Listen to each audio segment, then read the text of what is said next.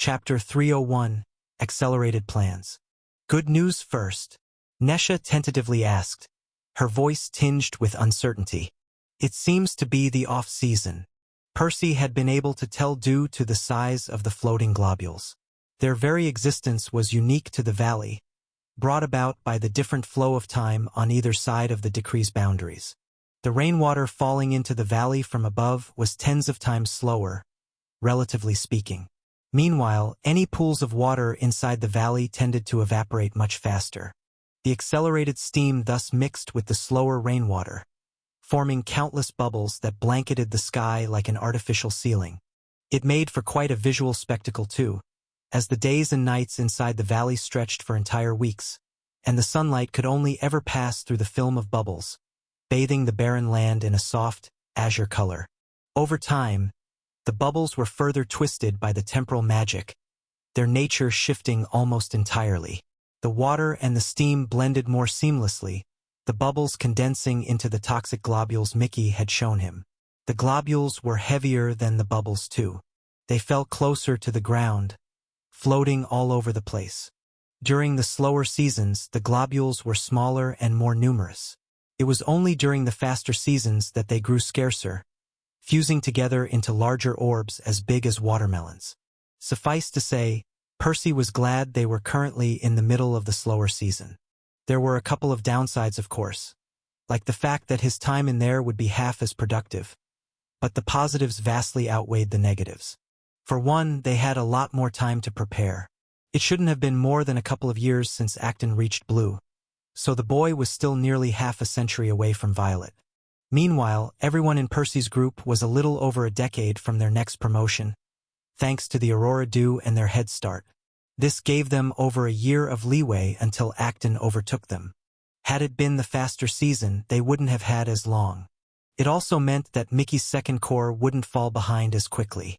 Percy would still have to prioritize brewing and delivering some Aurora Dew to his familiar, but at least the damage would be minimized now. Finally, the environment inside the valley was more favorable for them. They would have to spend years hiding from everyone in there, which would have been much harder during the faster season, when the place was full of people.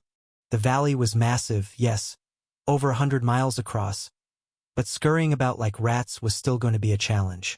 At least it was a lot more manageable now that they only had Acton to worry about. Mickey would warn them of the boys' movements, and the lower visibility would help too. What about the bad news? Nesha asked again, bracing herself. Percy grimaced. He isn't alone. They've assigned him another group of guards, no weaker than the last one. Nesha drew a sharp breath, the implications not lost on her. This was a problem. A huge one, in fact. The Greens wouldn't just twiddle their thumbs inside the valley. They'd cleanse their cores too, and they were likely even closer to their next promotion than the kid. Percy had no idea how close, but he was willing to bet at least a couple of them would beat Elaine to Blue. In the worst-case scenario, even if he and his companions all advanced before Acton, they might have to face a total of 6 Blues in combat. On top of that, the boy would grow stronger too. It wasn't just about his advancement.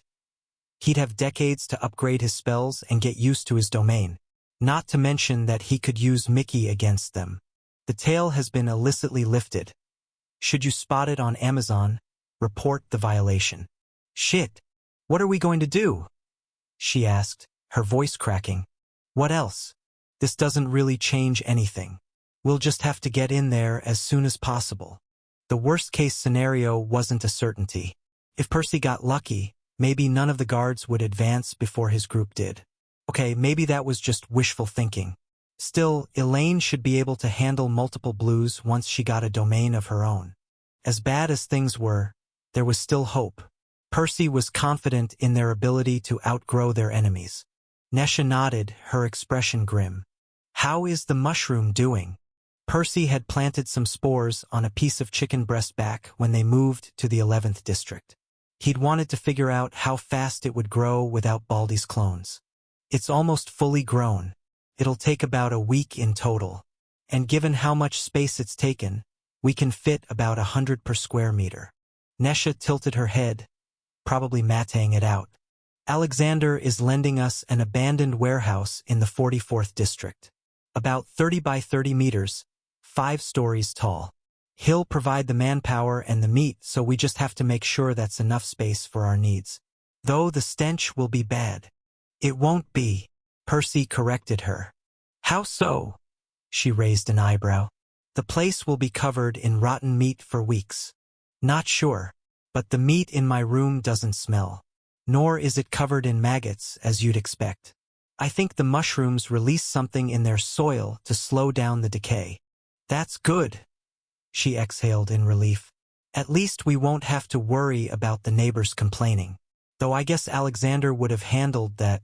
So how many mushrooms is that? For 50,000. She blurted out. Then, she did a double take, apparently finding the number hard to believe. That's per batch, Percy confirmed. My cauldron won't be ready for a few more weeks.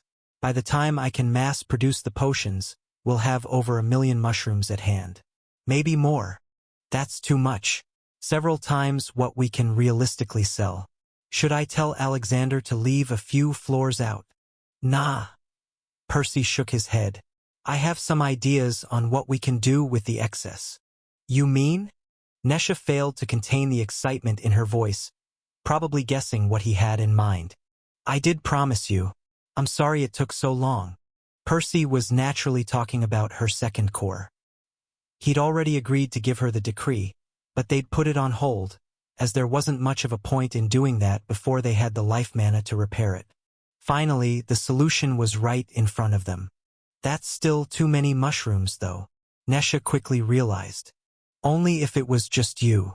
But I think I can do the same for Azure, given the circumstances. Originally, he'd been afraid to injure Elaine, as he hadn't been sure he'd be able to heal her in time. He would have only dared to try if he had Mickey to help him, by eating a green soul. Not to mention that there had still been the issue with the life mana, and he'd promised Nesha to help her first. But now it seemed that all the chips had fallen into place. Not only would he have enough mushrooms for both of them, Mickey would be able to provide all the soul mana he needed. After all, he'd be stuffing his face full of yellow and green souls for the foreseeable future. In fact, he'd be doing that 20 times faster than normal. Hell, Percy felt confident he could have given Galahad a second core had he been around. We'll still have plenty left. Can you try to get us some more elixirs? Sell some of the potions cheaper if you have to. Maybe sell the mushrooms directly too. He suggested. Not sure I'll be able to. How important is it? It's not the end of the world if you can't. But it would help. His original calculations had suggested that they had enough elixirs for everyone to advance, but he hadn't included the losses from the scaling principle, nor had he taken the girl's second cores into account. After all, he couldn't have predicted that Acton would capture Mickey and force them to rush their preparations like this. If they failed to get more elixirs, Elaine and Nesha would have to ignore their new cores during their stay in the valley. It wouldn't be ideal, but making sure that everyone's first core advanced was much more important. Of course, Mickey and Percy would still have to cleanse their second cores too. The crow needed it to manage his hunger, and Percy was a Redborn.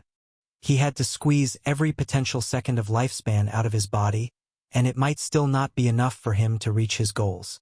He had no idea if Nesha or Elaine wanted to become gods one day, but it wouldn't be as difficult for them. Anyway, let's not give up preemptively. If Nesha could get him some extra elixir to cover everyone's needs, it would be ideal. Every little bit of extra power might make the difference in the end. Chapter 302. Checkpoints. Carving the final stroke into the enchantment, Percy scanned the whole thing once more, verifying he hadn't made a mistake. Well, not a visible one, at least. It's good, I think. The heat rune he'd just drawn was affixed with a whopping 5 control runes. That was more than the enchantments on his old cauldron had, allowing him to adjust the temperature of his brews with even greater precision. That was the plan anyway. But he still had to check that the enchantment worked as intended. Pouring some mana into the rune, he observed it with bated breath. At first, the enchantment lit up like it was supposed to, releasing some heat. A great start. Playing with the control runes, Percy then began to cycle through the 32 intensity levels to ensure that everything was in order. Sadly, it wasn't meant to be. About halfway through, the enchantment flared even more brightly for an instant, before frying itself. If that wasn't enough, it even sent a deep crack through the reinforced mana, ruining a bunch of other runes in the process. Another 20 minutes down the drain. He sighed. Advancing his runecrafting skill to this level had taken him ages. It had already been about a month since Mickey entered the valley, placing Percy under a lot of pressure. After all, the crow had already lost over a year of core purification, and he'd likely lose another one at the very least. Probably more. Suffice to say, Percy hadn't dared to relax for a second longer than necessary, doing everything he could to get some Aurora due to his familiar as soon as possible. If he was honest with himself, mastering such complex enchantments so quickly was nothing short of impressive. But it still wasn't good enough in his eyes. Oh well, it would have been so much worse if I hadn't thought of that trick. The cauldron Percy was trying to craft was quite a complicated piece of Magiscript. He wanted to attach 5 heating enchantments, 5 rotation enchantments, 5 pressure enchantments, 5 concealment enchantments, and 1 self-repair. And that was only for each half of the finished cauldron. Once assembled, it would contain 42 of them. On top of that, other than the self-repairs, they each had to be fitted with 5 control runes, meaning that Percy had originally needed to draw a total of 204 runes on the whole thing. Obviously, this was quite the ambitious undertaking. While Percy had improved enough to carve these intricate enchantments, he wasn't very good at it. Each attempt took him about 20 minutes, and he only succeeded about once every 5 tries. Unfortunately, that wouldn't cut it. Whenever he failed even once, it meant the entire half of the cauldron would go to waste. He'd have to destroy it and start over, until he managed to draw all 21 enchantments correctly on the first try. With such a low success rate, doing that would have taken a ridiculous amount of time. Time that Mickey didn't have. One solution had been to just get better at drawing the runes, but that wasn't very feasible. Improving his success rate got harder the more complex the enchantments were, and he would need to improve a lot to overcome the compounding effect of his failure rate. That was why he'd turned to a different, arguably more novel solution. The self-repair enchantment. Percy had always planned to outfit the cauldron with those, so that he could maintain the construct with ease. If he didn't, he'd have to replace the whole thing every few days, which wasn't something he was willing to consider. However, the self-repair enchantments couldn't really help him during the crafting process. At least, not in their simplest form. As early as back when he was forging the latest iteration of his armor, Percy had discovered that the self-repair enchantment had to be added last. If not, the memory runes would store an incomplete blueprint of the object. That meant that the enchantment would then try to restore his construct to an earlier form, erasing any additional runes he carved afterwards. Luckily, Percy had thought of a way to bypass this issue, to equip the self-repair enchantment with a control rune of its own. That way, he could turn it off and on again to essentially reset the stored blueprint in the memory rune. This story has been taken without authorization. Report any sightings. Now, he could safely carve the controlled self-repair enchantment before all the other runes, rather than after, and he could take advantage of it to erase only his failures, while preserving his successes. Whenever he made a mistake, he could just use the enchantment to restore the cauldron to its previous stored blueprint. Whenever he succeeded, he could reset the blueprint instead, adding another enchantment into its memory. Essentially, Percy could create checkpoints of his progress, completely eliminating the compounding nature of his error rate. In hindsight, it's not exactly the most groundbreaking idea. I'm sure somebody must have thought of it. Percy didn't recall seeing any mention of this in the books he'd read. Then again, he hadn't read that many of them to begin with. Chances are, he had merely reinvented the wheel. Still, that didn't take away from his achievement in his eyes. Grinning, he spun the half-spherical construct in his hands, soon finding the controlled self-repair rune. Luckily, the cracks hadn't reached that one. Activating it, he watched the cauldron repair itself rapidly. Both the cracks and the dysfunctional enchantment soon erased, as if they'd never been there. Next, he gathered some more mana to his fingers, before beginning another attempt. Percy screwed the 2 halves of the cauldron together until he heard a satisfying click. They were nearly identical, except that the top half had a small hole in the middle, so that he could pour the ingredients into the cauldron. Taking 2 more objects from his spatial seal, he attached them to the cauldron. The first was his spirit-forged effigy, the small bust of a crow's head that he used to generate teal powder. Placing it into the hole at the top of the cauldron, he twisted it until it latched into place. There wasn't any practical purpose for this. He just made the hole the right shape so that he could use the effigy as a lid, thinking that it would make for a nice little decoration. The other object was a tripod, also forged out of his reinforced mana, equipped with self-repair enchantments of its own. Placing the spherical cauldron on it, he set it on the ground in front of him, taking a few seconds to marvel at his creation. Then, he activated the enchantments again, one at a time, to ensure he hadn't made any mistakes. The heat, pressure, and rotation runes themselves weren't that different from the ones his old cauldron had. But the concealment runes were a new addition. He'd tested them in isolation, of course, yet he still hadn't fully shaken off his worry that they might not work as intended. Dropping a teal dagger inside the cauldron, he willed it to float in the middle of the sphere. Next, he turned the cauldron itself invisible, looking at the dagger with his eyes. The weapon was visible in the regular part of his vision, but the cauldron fully obscured it in his soul vision and mana sense, looking like a glowing orb of orange and silver. Pouring some mana into the concealment runes, Percy soon caused everything to turn invisible in his 6th and 7th senses, both the cauldron and the dagger inside it. But he wasn't too distraught about that, having expected it. Next, he played a little with the controls, dialing the effect of the concealment runes down, until the dagger turned visible again at about a quarter of the enchantment's intensity. The dagger was faint and blurry at first, so he kept going. Its details grew clearer and clearer, though Percy had to stop at some point, once the walls of the cauldron began to reappear in his vision. All right, I think 5 parts out of 32 give me the best view. It wasn't perfect, since he could only see the dagger about 90% as clearly as he could in his old cauldron, as that wasn't made of mana. Still, the old cauldron was opaque, completely obscuring the regular part of his vision. All things considered, the new cauldron was a net improvement, allowing him to discern more information overall. Even better, he was confident he could improve upon this in the future too. Perhaps, adding a 6th or 7th control rune to the enchantments would let him fine-tune them with greater precision. Learning to make the walls of the cauldron thinner without compromising its structural integrity would further reduce the interference. Still, it's more than good enough for now. Definitely an upgrade. Taking his old cauldron out of his spatial seal, Percy placed the 2 side by side. Other than the obvious difference in their shapes, the new cauldron was a little wider, its diameter about 1.5 times larger.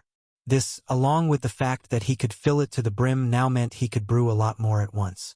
Filling the old cauldron with water and emptying it into the new one, he soon confirmed once more that its volume was exactly 5 times greater. Finally, the runes decorating its surface were a lot denser. This was inevitable, since he'd not only added more control runes to all the enchantments, but he'd increased the number of enchantments too. The old cauldron was equipped with only 3 heating enchantments, and just as many pressure and rotation enchantments. Meanwhile, the new cauldron had 10 of each type. If that wasn't enough, Percy had added the concealment and self-repair enchantments that hadn't been there before.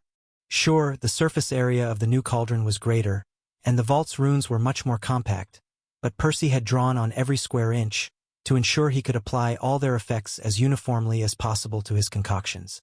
Examining the fruit of his labor, Percy couldn't help but crack a grin.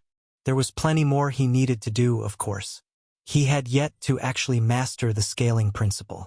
On top of that, he'd have to meet the quota they'd promised Alexander before the man gave them the secondary ingredients he needed for the elixirs. And before he dove into alchemy, there was one more little thing he'd promised to do for his companions. But all of that could wait a few minutes. Right now, he wanted to take a moment to enjoy his achievement, reading the inevitable notification. Congratulations! Your spell has evolved. Spirit-Forged Effigy. Refined-Spirit-Forged Cauldron. Refined. Chapter 303, Intimate Moment. Only refined? What a scam. Percy would be lying if he said he wasn't a little surprised. His status had registered the Phantom Scale regalia as a masterful spell, and the rune work that had gone into his new cauldron was more than a couple steps beyond that. Then again, it wasn't completely unreasonable. His armor involved a few additional things, outside of its enchantments. In any case, Percy wasn't an expert in spell classification, but he was confident this latest addition was at the very top of the refined tier, only a needle's breadth away from its ceiling. Meanwhile, the spirit-forged effigy had probably been lower than that, while his armor was likely at the very bottom of the next one. He shrugged. I guess it doesn't really matter what label the status sticks on them, as long as they do what they're supposed to. Besides, my eyes draw information from them all the same. Unlike alchemy, Percy didn't have a dedicated section in his status related to Magiscript. This meant that his eyes only benefited from whatever enchantments he'd included in his spells. Even then, the contribution was minor, though still valuable. His eyes couldn't help him draw the runes better, nor to visualize their effects more clearly, but they could help him indirectly. Each rune consisted of features that had to be drawn precisely, without room for even the slightest deviation, as well as features that were more flexible, allowing them to be bent or twisted slightly. The latter were useful when one was trying to compose more intricate enchantments, involving multiple runes, as they made it easier for the symbols to be synthesized together. Percy's eyes did give him some feedback in that regard, allowing him to get a more instinctive understanding of which features were more rigid than others. His most recent entry had just added a few more enchantments to the list, which would make his life a little easier from now on. Though it would be nice if I could upgrade my status again at some point. Not that he was keen to experience the splitting headache associated with EA's decree again, but the benefits he'd gained from Atlantis were undeniable. And he wasn't only thinking of Magiscript either.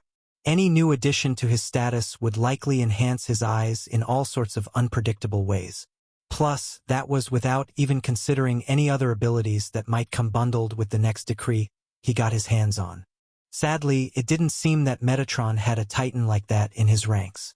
Percy had no idea how long it would be until he stumbled upon one on his own.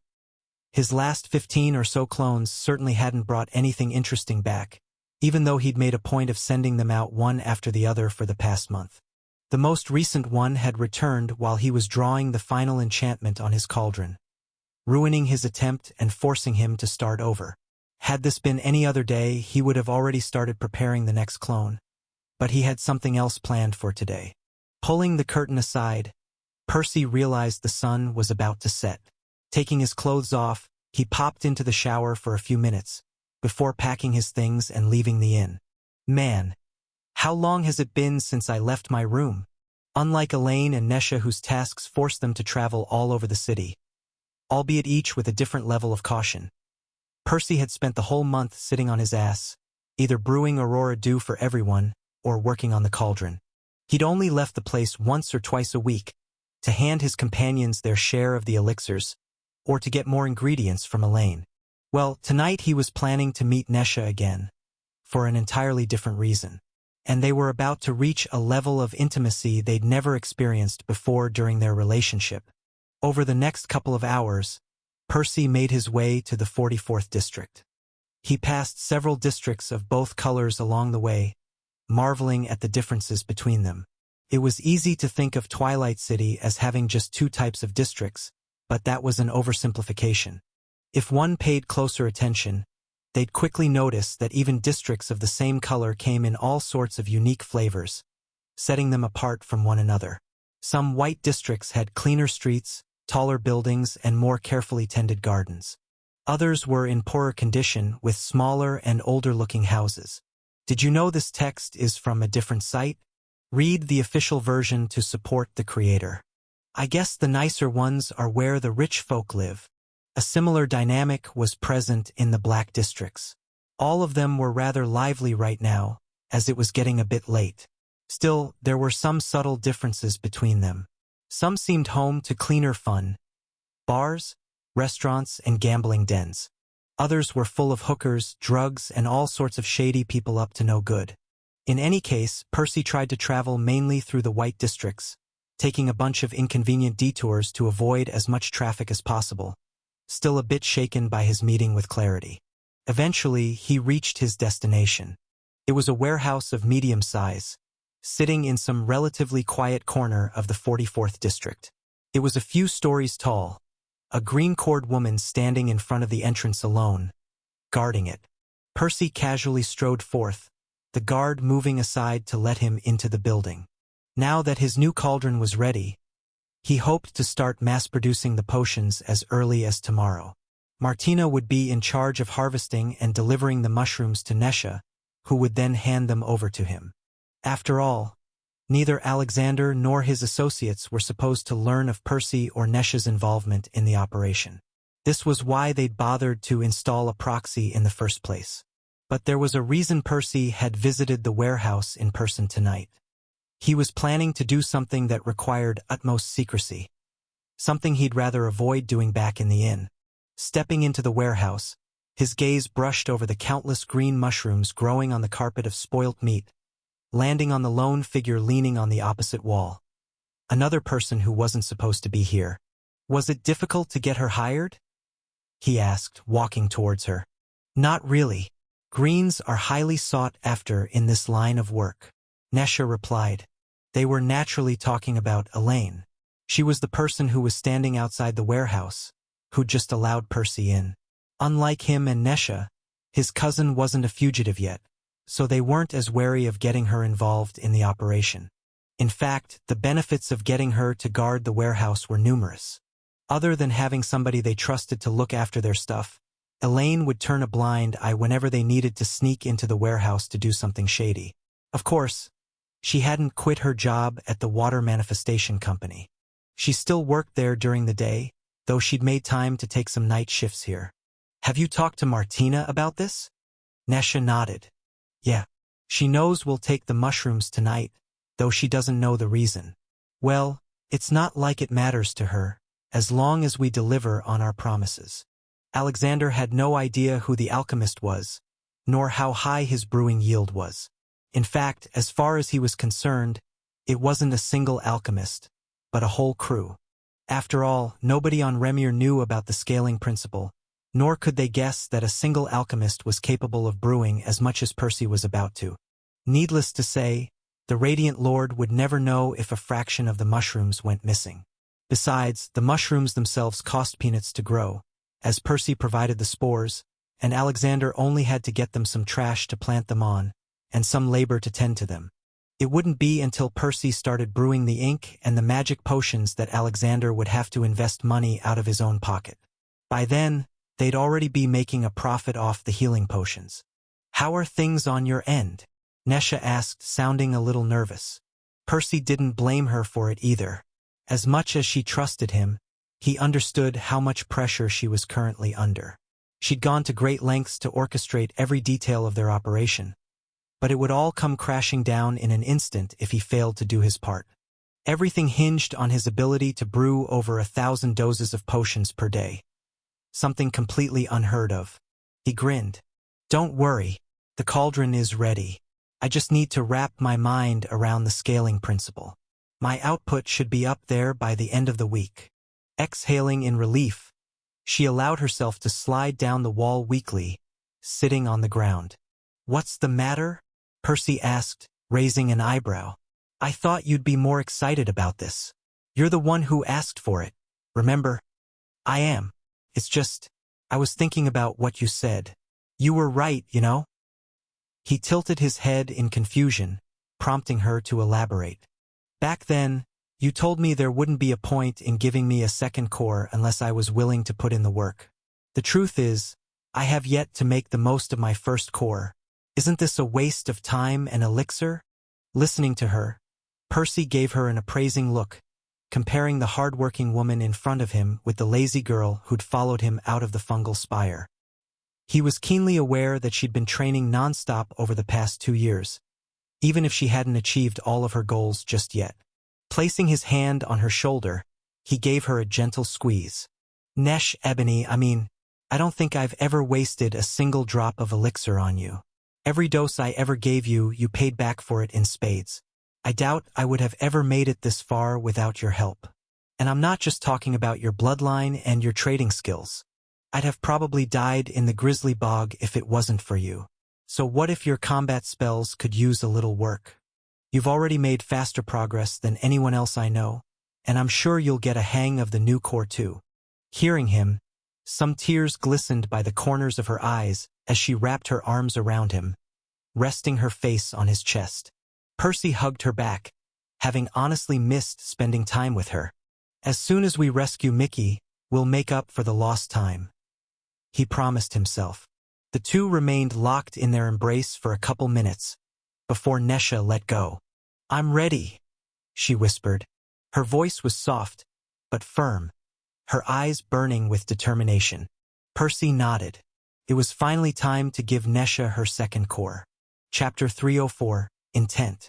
Checking up on his familiar, Percy waited 15 minutes, or around 5 hours from the crow's perspective, for him to start hunting again with Acton.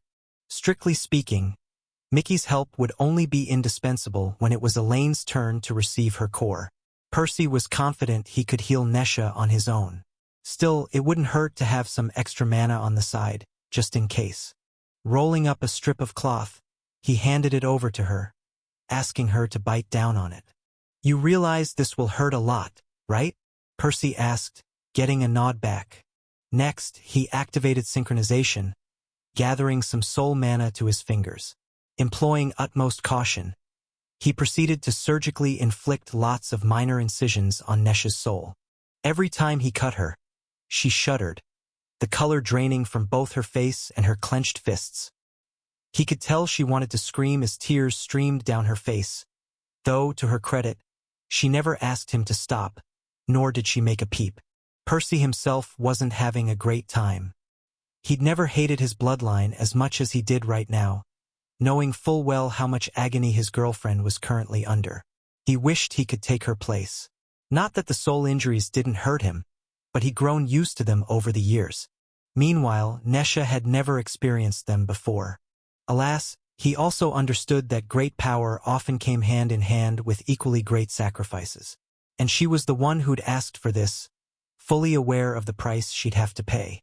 The best he could do was to keep his hands steady, and to get this over with as soon as possible.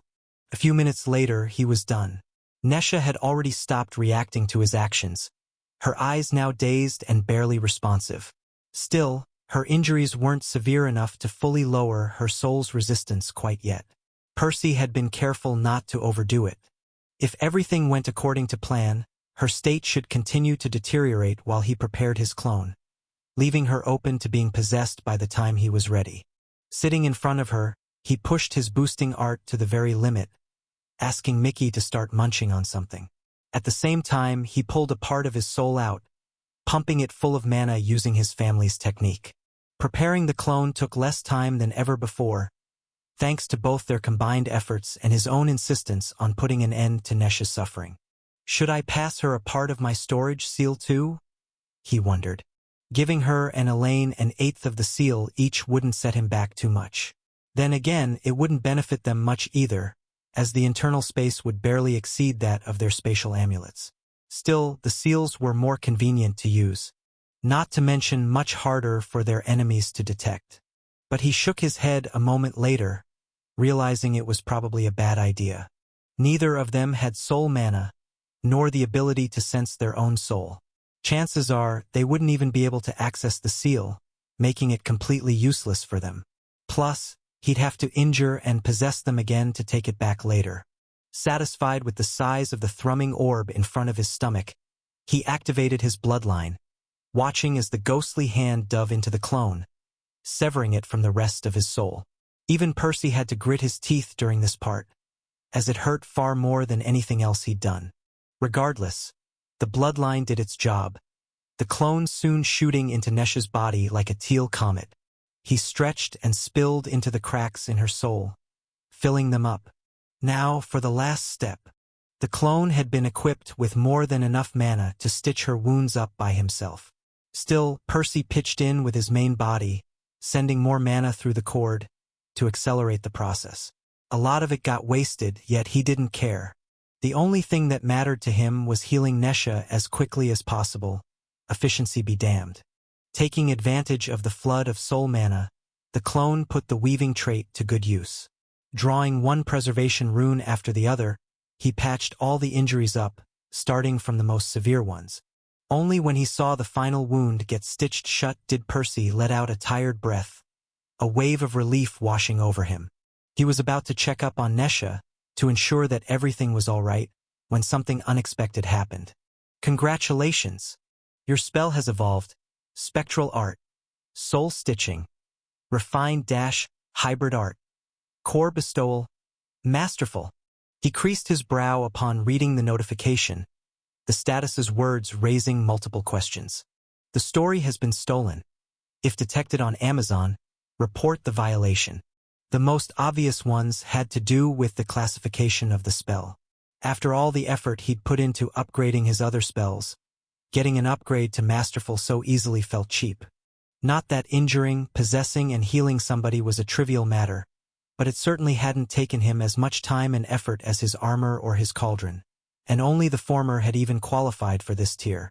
Then again, Percy's perspective was probably skewed. The Morais Decree was one of the most valuable decrees in the universe, the greatest treasure of a peak faction, standing tall even among the rest of the Greater Springs. A mortal passing this decree over to another mortal wasn't a small feat by any stretch of the imagination. It was something that had only become possible for Percy through a series of unbelievable coincidences. In fact, this was probably why his status had called this a hybrid art. Percy guessed this was what happened when one of his spells involved both his bloodline and his spectral trait. Maybe it would have been the same if he'd thrown his mutation into the mix too. Though there was one more question swirling in his mind. Why now? This wasn't the first time he'd granted somebody a second core. Not by a long shot. He'd done it to half a dozen individuals in the vault alone, and that wasn't even all of them. Shouldn't his status have recognized the spell years ago? If not when he healed Gabe, since he hadn't done that by himself, then certainly in Enki's case. Strictly speaking, what he'd just done for Nesha was functionally identical to what he'd done for the kid. Sure, he'd grown a bit better at stitching soul injuries, and his familiar had provided him with more mana, but none of it seemed like a big deal. Is it because it wasn't on purpose before? In hindsight, Percy had never created a clone with the goal of giving somebody the Morais Decree. He'd possessed his past hosts for various reasons, ranging from his search for knowledge to his infiltration missions, and even healed a bunch of them out of kindness or necessity. As for their second cores, they'd all received them mostly by accident. Of course, Percy had long known he was capable of passing the decree along on purpose, but he'd never attempted to do that directly until tonight. This was the first time he'd activated his bloodline with the explicit goal of giving somebody a second core. Still, it was quite bizarre for his status to decide whether to register such a high-level spell based on such a flimsy reason. Or maybe it isn't. Could something brought about through sheer happenstance ever be described as a spell? Wasn't the caster's intent ultimately a key part of the equation? Regardless, it didn't matter. Shaking the pointless thoughts out of his head, Percy grabbed Nesha's wrist, checking her pulse. Next, he summoned his status. Ignoring his own information, he gazed at his girlfriend, pulling up her own. Undersir. Nesha Veritas, Percival's clone. Mana cores. Mana core 1, yellow, space. Mana core 2, seed. Bloodline. Truth seeker. Sense when somebody is lying. Spectral trait. Weaving. Boosts one's proclivity in manipulating one-dimensional structures. Spells. Secret Art. Soul Resonance. Refined. Soul Harvester. Refined. Reinforcement. Refined. Spirit-Forged Cauldron. Refined. Spectral Art. Phantom Scale Regalia. Masterful Alchemic Principles. Extraction. Separate and condense an ingredient's essence. Pacification. Delay an ingredient's activation rate. Redirection. Adjust an ingredient's effect. Deattunement. Prevent multiple conflicting ingredients from reacting with one another. Bonding. Enrich an ingredient with. Crystallized pure mana. Restructuring. Alter an ingredient's phase. Decrees. Phoebe's Decree. Grants access to your status. Iapetus Decree. Grants a bloodline. Morai's decree, incomplete, grants the seed of a second mana core, requires potent life mana to germinate. Metatron's decree, open a one-way portal to the Vault of Magic at will. A's decree, modified, augments and enhances your status. As usual, his clone status didn't list Nesha's spell. Only the abilities Percy could use while staying in her body. Other than that, there wasn't anything unexpected there, besides the confirmation that he had successfully passed her the decree. Then again, his own spell upgrade had been proof enough of that. Don't worry, she's all right. The clone's voice suddenly rang through the cord. The injuries? Percy asked, still somewhat nervous. Logically, he knew nothing had gone wrong, but he couldn't help being a little irrational. All handled. I'm talking to her right now. She'll be back to her feet in a couple of minutes. We'll drain the mushrooms on the top floors. Start storing the ones here. Percy reluctantly nodded, choosing to let the clone handle the situation. Technically, the clone's work was already done, so he could leave Nesha's body immediately if he wanted. Still, they'd rather repair the decree completely while he was still there, as they didn't know if she'd need mind mana for that once he was gone. Getting up, Percy walked to the nearest mushroom. Luckily, he didn't need to reach down to pick it. He could deposit it directly into his seal as long as he touched it with his boot, making his job a great deal easier. It didn't take long for Nesha to get up too, just like the clone had said. She still looked a little shaken, but she gave Percy a reassuring nod before heading upstairs. It wouldn't be long before the sun rose, so they had to clean up the whole warehouse by then. That was when Elaine's shift would end, and Martina would be coming here with the new guard, as well as the workers responsible for planting the next batch of mushrooms. Needless to say, Percy and Nesha would rather not be seen by all those people if they could avoid it. Thinking of Elaine, Percy couldn't help but grimace. Giving Nesha her new core had been a dreadful experience, and he wasn't looking forward to doing it again for his cousin a few days from now. Chapter 305, Trouble? Percy walked into the warehouse for the third time in the past couple of weeks. His steps hurried and his breath short. Once again, there was nobody here besides Nesha and Elaine. Why did you bring me here? Did something go wrong? He asked, fearing the worst. His last two visits had been to grant his companions their new cores. This time, he had no idea what to expect. Nesha had met him the night before, saying they needed his help with something, but she'd refused to elaborate. Show him, Nesha said, nodding at Elaine. Stepping into the building too, his cousin took the spatial amulet off her neck, pouring some mana into the enchantment. She set it on the ground as it expanded to its original size, before opening it. Then, she stood in front of it, seemingly using her body to shield its contents from Percy's view. She spent a couple seconds doing something in secret. Percy even heard the sound of a match lighting, a faint glow flickering inside the device. Can you two stop being cryptic and just tell me what's going on? Did we get busted? He demanded, frustration mounting. But neither of them spoke a word. Instead, Nesha stepped closer, wrapping her arms around his waist and leaning into his side. Elaine, meanwhile, finished her work and finally turned around, beaming. "Happy birthday, Percy!" they exclaimed together, their voices overlapping as they tried, and failed, to whisper. Elaine held up a cake, handmade, from the looks of it. The crumb was a deep pink, hopefully strawberry. A single candle stood alone in the center, its tiny flame barely illuminating the musty floor around her. "Sorry about the smell, but this was the safest place to do this," Nesha explained. While the mushrooms certainly did something to massively slow down the meat's decay, they couldn't completely eliminate the unpleasant odor.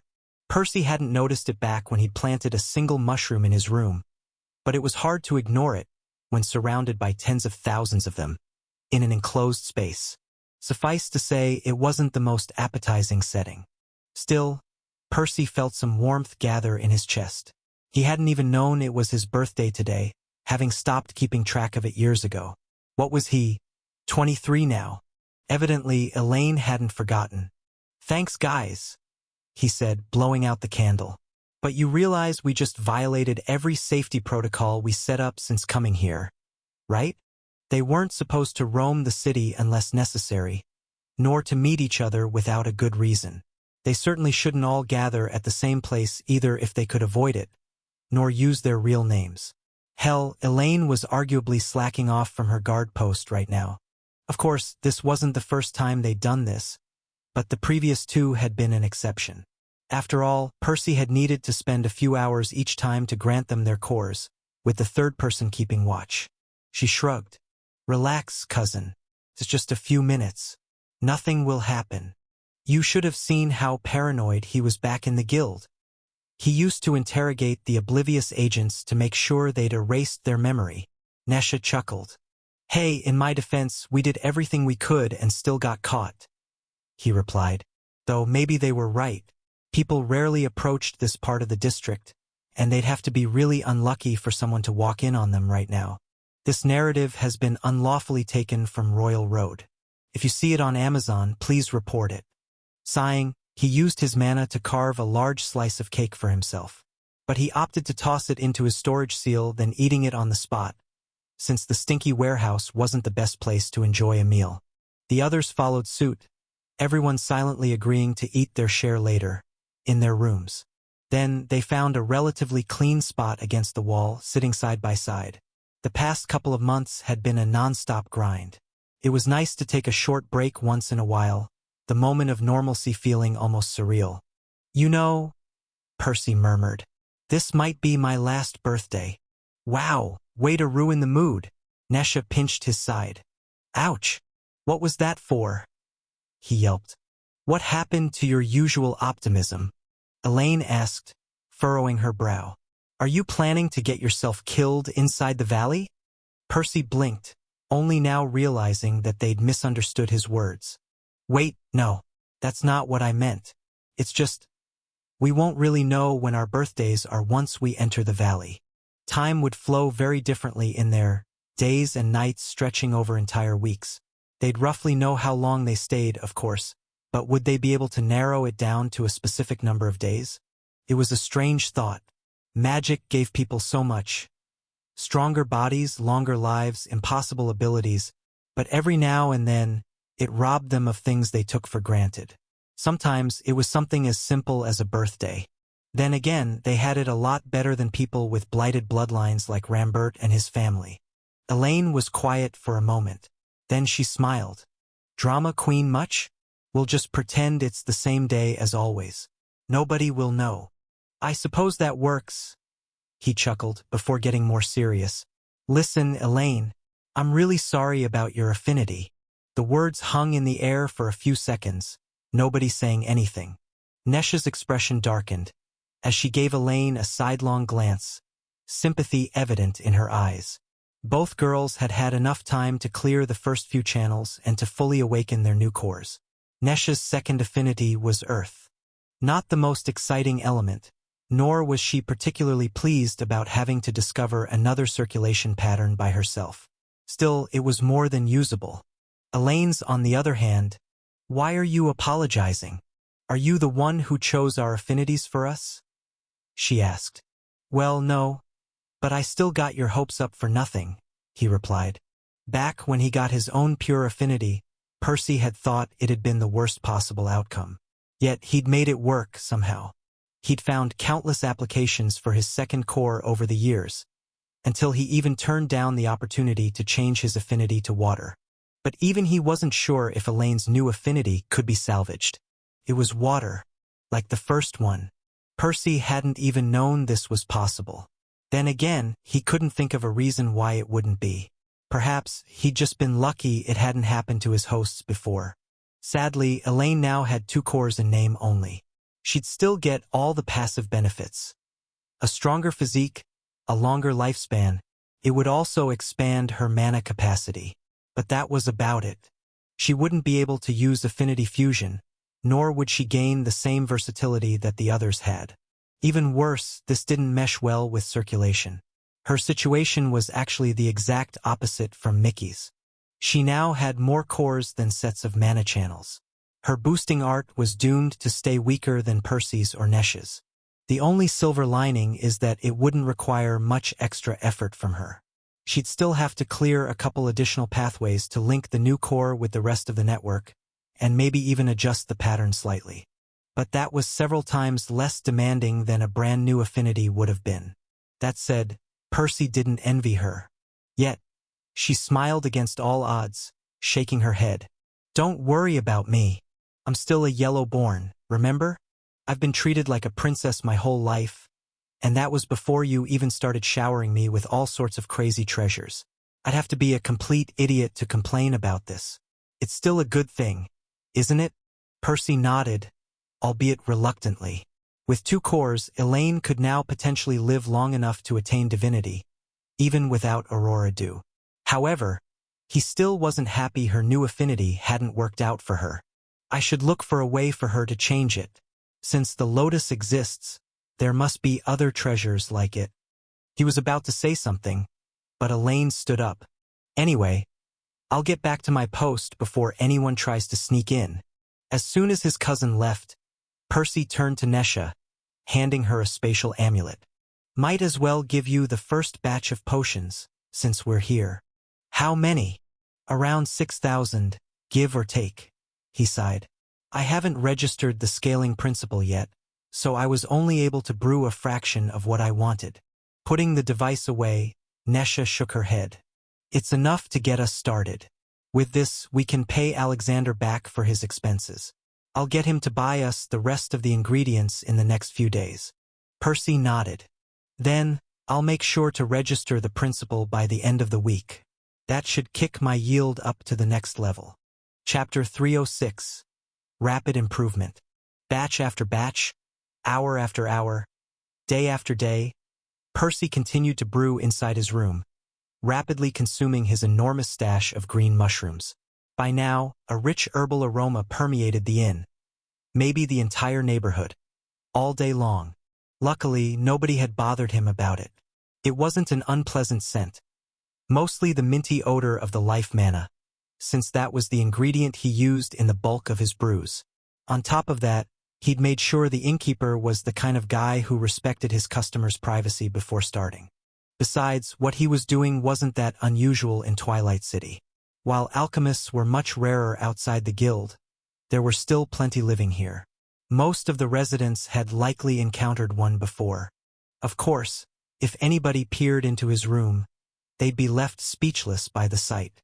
Whether it was the strange shape of his cauldron, or the sheer scale of his brews, he doubted his neighbors had seen anything even remotely similar. In any case, he was free to pour all his time and effort into the operation, and the results spoke for themselves.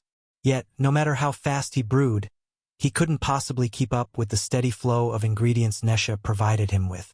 She'd already had Martina discuss with Alexander the possibility of exporting the mushrooms directly. That was not to say that there was anything wrong with the quality of Percy's products. All 3 of them were selling like hotcakes, but they could make a lot more money if they weren't bottlenecked by his brewing speed. Plus, a lot of people would be interested in an alternative source of life mana, especially one that was so much easier to grow. Still, this wouldn't be without its downsides. Contacting the right people to set this up would take even longer, easily another 2 or 3 months. For now, they'd have to rely solely on Percy's output. That said, this arrangement suited him just fine, as he had yet to register the scaling principle, and his yield hadn't reached a high enough level for him to consider moving to Aurora Dew. But time wasn't the only issue with selling the mushrooms. Such a grand upheaval of the market was inherently risky. Their competitors weren't idiots. It wouldn't take them long to figure out how to grow the mushrooms by themselves. From there, it would only take them a few weeks to optimize the process and eliminate Percy and Nesha from the equation. In other words, Nesha would make some quick money the moment she sold their entire stock of mushrooms, but that would mark the end of their operation. The mushrooms, the healing potions, and the tattoos would become far less profitable soon afterwards. That said, they didn't mind as much as they were only interested in the short-term profits. As long as they managed to prepare everything they needed to bring into the valley, they didn't care if they lost their business afterwards. If they needed money again in the future, they'd just have to figure out something else. Given how fast Percy improved, It shouldn't be too difficult. After all, they'd done that twice already. In any case, managing everything was Nesha's job. Percy's focus was on alchemy. Right now, he needed a couple hours per day to brew enough Aurora Dew for himself and his companions. He used his old cauldron for that, prioritizing efficiency over speed. The rest of the time, he switched to the new cauldron to mass-produce the potions and the ink. It had been another week since his birthday, and he'd brewed a lot more stuff than the week before. Over 5,000 doses of healing potions. Everything considered, they cost Alexander less than a single contribution point per dose to produce, and were sold at 14 points apiece. Of course, the Radiant Lord had negotiated for 30% of the profits, which meant that just over 9 points ended up in Nesha's pocket. Unauthorized duplication. This tale has been taken without consent. Report sightings. Percy had even found enough time to brew around 500 doses of magic potions. The recipe hadn't been difficult to invent. He only needed to extract the juice from some fist-sized fruit called mana apples. It had barely taken him a couple hours to find the right temperature and pressure settings for the extraction. Even better, these potions sold even more easily, and at a slightly higher price. 16 points per vial, since the demand for them was greater. However, Nesha had asked Percy not to prioritize these, as their profit margin was smaller. The ingredients cost around 11 contribution points per dose, so only a fraction of the money ended up in their pockets, despite the fact that they took Percy no less time than the healing potions to brew. The tattoos, on the other hand, were their favorites. The mud mana ingredients were common and cheap, only costing 3 contribution points per portion. On the other hand, Nesha was charging a whopping 63 points per finished tattoo. Of course, Percy had to spend twice as long to brew the ink, and he wasted more of the ingredients in the process. Still, even after taking the losses into account, the ink was nearly twice as profitable for them. Sadly, they couldn't focus solely on that because the market for it was much smaller. Plus, drawing the tattoos was a time-consuming process in and of itself, so they'd only managed to sell about 300 of those over the past week. Nesha had asked Martina to take over that part of the business, since she'd rather not involve any more strangers into the operation than necessary. Luckily, she'd accepted, for reasonable compensation, as she had a sick husband and a couple of young kids to provide for. Overall, they'd make over 100,000 contribution points once they managed to sell all their current stock. It was a lot of money for the average person, though not nearly enough to cover their needs. Unfortunately, they could only buy about a third of the ingredients for the Aurora Dew with that. Plus, it had taken Percy 3 weeks of non-stop brewing to get there. If they were to extrapolate their current results, they'd need another 6 weeks just to gather enough money for the secondary ingredients. After that, it would take him half a year to convert all the elixirs into Aurora Dew. All things considered, it would mean that Acton's group would get an extra 15 or so years in the valley. It wasn't the worst possible outcome, since they'd still beat the boy to his next promotion, which was their priority. However, it wasn't ideal either, as his guards would get that much closer to Blue, making their eventual clash significantly more dangerous. Fortunately, this was under the assumption that Percy's yield remained stagnant, which couldn't have been farther from the truth. Granted, his current efficiency was quite poor. It varied depending on what he was brewing, as he was less familiar with some of the recipes, and they didn't all involve the same number of alchemic steps. On average, his yield with each step was about 53%. Admittedly, that was embarrassingly low. If he tried to brew the regular elixirs with such a yield, he'd only preserve around 15% of the nectar. Not enough to even qualify as a professional alchemist. This was especially stark, considering that it had been over twice as high back when he left the guild, even before he got the Sorcerer's Eye. After obtaining his mutation, his yield had climbed to a whopping 75% per alchemic step, or 42% when it came to elixirs, just 2 points below Oren's. So why had it declined this much? Naturally, it was due to how thin he had stretched himself, tackling so many different frontiers at the same time. He was trying to familiarize himself with a bunch of new recipes, to get used to brewing 5 times as many ingredients at once inside his upgraded cauldron, and to register the scaling principle. The truth was, his lower yield was nothing but a fleeting illusion. Percy's alchemy skills had never been sharper than they were at this moment, and they continued to improve rapidly with each brewing session. Every batch brought with it many lessons, and every day, his yield grew by a couple percentage points. It was a monstrous achievement that would have left any other alchemist flabbergasted. Even novices, who had a much easier time improving, didn't do so nearly as fast. At the rate it was climbing, Percy was confident his yield would catch up to what it used to be in about 3 weeks. Not just that, but he guessed it would probably continue to grow past that for a little bit longer. Yet, even he seemed to have underestimated himself. Just 2 days later, something happened that accelerated everything. By a lot. Congratulations! You have mastered a new alchemic principle. Scaling. Chapter 307. Intersection. The moment the scaling principle finally registered, Percy's stepwise yield instantly jumped by 10 percentage points. On top of that, his daily gains picked up, at least for the first couple of days, bringing him back to 75% by the end of the week. That was certainly impressive in and of itself, but the improvements went deeper than just his yield. Literally. Wow, I can see twice as deep into the concoction now. Percy watched a lump twisting and swirling 5 centimeters beneath the surface of the potion, tuning the heat and pressure enchantments up to dissolve it. More than the numerical improvement, it was the way his vision had expanded that interested him. Even with his mutated eyes, there should have been a limit to how deep he was capable of seeing, considering how mana-dense the concoction was. Whether it was his regular sight or his passive mana sense, they should have run into too much interference long before he reached this point. Yet, somehow, his eyes seemed to have bypassed those limitations entirely. I guess this is a separate sense, brought about by inference. It was a bit like his wild arts. Greater foresight and wild dance didn't actually show Percy the future. They merely drew from his understanding of himself and his enemy, projecting that into a shadow, a prediction of the most likely outcome. The depth of his understanding was directly proportional to the accuracy and duration of the shadow. And this new sense of his wasn't that different. It drew information from the surface of the concoction to let him guess what was going on just a little deeper. Perhaps, his yield would grow even more steeply if he truly gained the ability to see through objects at some point. In any case, all the alchemic principles Percy had mastered helped him even when he wasn't using them directly. Even when he used his old cauldron, the scaling principle allowed him to peer further into the concoction, improving his yield. Of course, no alchemist had a complete understanding of what was going on inside their cauldron, regardless of whether they could observe it or not.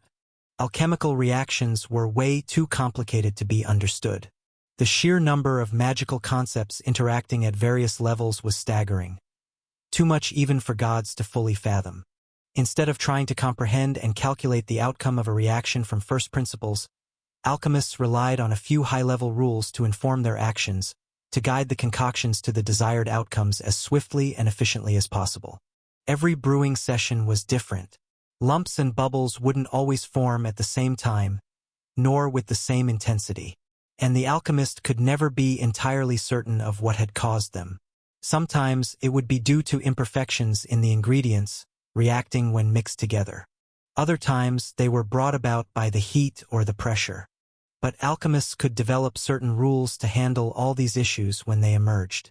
These rules weren't easy to teach. There was only so much one could learn from a book or a mentor. From there on, it was all about experience, about developing one's own instincts through years of grueling practice. At least, Percy had a few advantages that others lacked. His eyes showed him more than most, giving him a lot more information to build these instincts on. And every alchemic principle he mastered further expanded his understanding of alchemy, allowing him to develop more esoteric rules. Another example was how the restructuring principle aided him even when he wasn't brewing the tattoo ink. When somebody wanted to turn a mundane ingredient, such as a glass of water, into steam or ice, they simply had to adjust its temperature or pressure and let nature take its course. But things weren't as simple when magical ingredients were involved, since their behavior was largely governed by the different mana types they contained. If you stumble upon this narrative on Amazon, it's taken without the author's consent. Report it. One could try to boil a healing potion into an inhalable the traditional way, but the most likely outcome would be to waste over 90% of the potion. The solution was to attack the problem from a different angle, to alter the very nature of the ingredients by introducing new mana types, such as air, water, earth, or mud, depending on what the goal was. Yet, it turned out that this knowledge was far more broadly applicable than Percy had originally thought. Even when he was brewing simple healing potions, the restructuring principle helped him better understand all the different factors at play. How the liquid part of the potion interacted with the bubbles and the lumps, and how everything was affected by the heat and pressure. This information then fed into the scaling principle, allowing him to see deeper. In turn, that gave him more information to decipher through the restructuring principle, forming a virtuous cycle amplified by his mutation and strengthened with every brewing session. It's like an intersection of three schools of alchemy: his mutation, the scaling principle, as well as the shape and size of his cauldron had all come from Atlantis. Meanwhile, the restructuring principle had come from Felmara. Then, there was everything he'd learned on Remir under Oren's tutelage. Finally, there was the bonding principle he'd discovered on his own, though he guessed many of the greater springs had stumbled upon it too. All these seemingly disparate building blocks came together to expand his foundations more than he'd ever thought possible. Congratulations! You have mastered a new spell, Wild Art. Alchemist's Intuition. Crude. Percy blinked twice, staring at the notification in disbelief. He was certainly happy with his recent progress, but he hadn't expected to register a new spell while brewing. He grinned. I bet the Atlanteans would be shocked if they saw this. A's gift was a decree originally designed for alchemy, lacking the ability to register spells. This was something that had only changed in Percy's case, after merging with Phoebe's decree, and it had greatly boosted his combat strength ever since. But this was the first time the opposite had happened. Unlike before, it was Phoebe's side of the decree and its ability to register spells that was feeding back into alchemy, allowing him to improve even faster. Percy had registered the scaling principle by the end of his third week brewing, and the new spell by the end of the fourth. Yet, it wasn't until the fifth one was over that his yield finally stabilized. 80%. That's insane. An 80% yield per alchemic step translated to about 51% when it came to the regular elixirs. This was already much higher than Oren's. In fact, according to his old mentor, the highest recorded yield in the Alchemist's Guild was only 56%. In other words, Percy was nearly at the level of the 5 Violet Cord Elders leading the guild. Of course, his achievement was the result of all sorts of cheats more so than hard work. Not that Percy was lazy. Far from it. But one's brewing yield simply couldn't climb that high in such a short period of time through traditional means. From what Oren had said, each percentage point past 30% took years or decades. Meanwhile, each point past 40% took centuries, and each point past 50% took entire millennia. Percy had essentially skipped over 1,000 years of alchemy practice thanks to his clones. Then again, stealing decrees and alchemic principles from under the noses of alien gods and titans was probably harder to pull off than merely living for 1,000 years. At any rate, this was just the start. Now that Percy knew his status was capable of registering alchemy-related spells, he already had a few ideas. In fact, the path to raising his alchemist's intuition to refined was already clear in his mind. Since the spell was so similar to his other wild arts, why not take a page out of them directly and incorporate some kind of future sight into it? That way, he wouldn't just be able to see deeper into the concoction. He'd be able to directly predict the lumps and the bubbles too. Of course, hypothesizing how the next level of his spell would work didn't mean it would be easy to get there. He certainly didn't think it would be possible before they entered the Thirsty Valley. For now, he was more than satisfied with how much his output had climbed. Taking a peek into his spatial seal, Percy's eyelid twitched. So focused had he been on exploring his growing skill set over the past 2 weeks, that he'd lost track of how much stuff he'd brewed. Nesha will have a tough time selling all this. Then again, that was the goal. Once he handed everything over tomorrow, he could receive the first batch of ingredients he needed for the Aurora Dew. It was finally time to begin the next phase of their plan. Chapter 308. Profits rolling in. The best part about Percy's growing yield was that it didn't just increase his output. It also stretched their profit margins, since he started each session with the same number of ingredients regardless of his yield, but he ended up with a greater dosage of the final product if his yield was higher. In other words, their operating costs remained constant, but their revenue continued to climb. Earlier, the magic potions hadn't been worth his time. The ingredients had cost about 60% of the final price, making them far less profitable than the healing potions. But this changed once Percy's yield stabilized, that number dropping below 30%.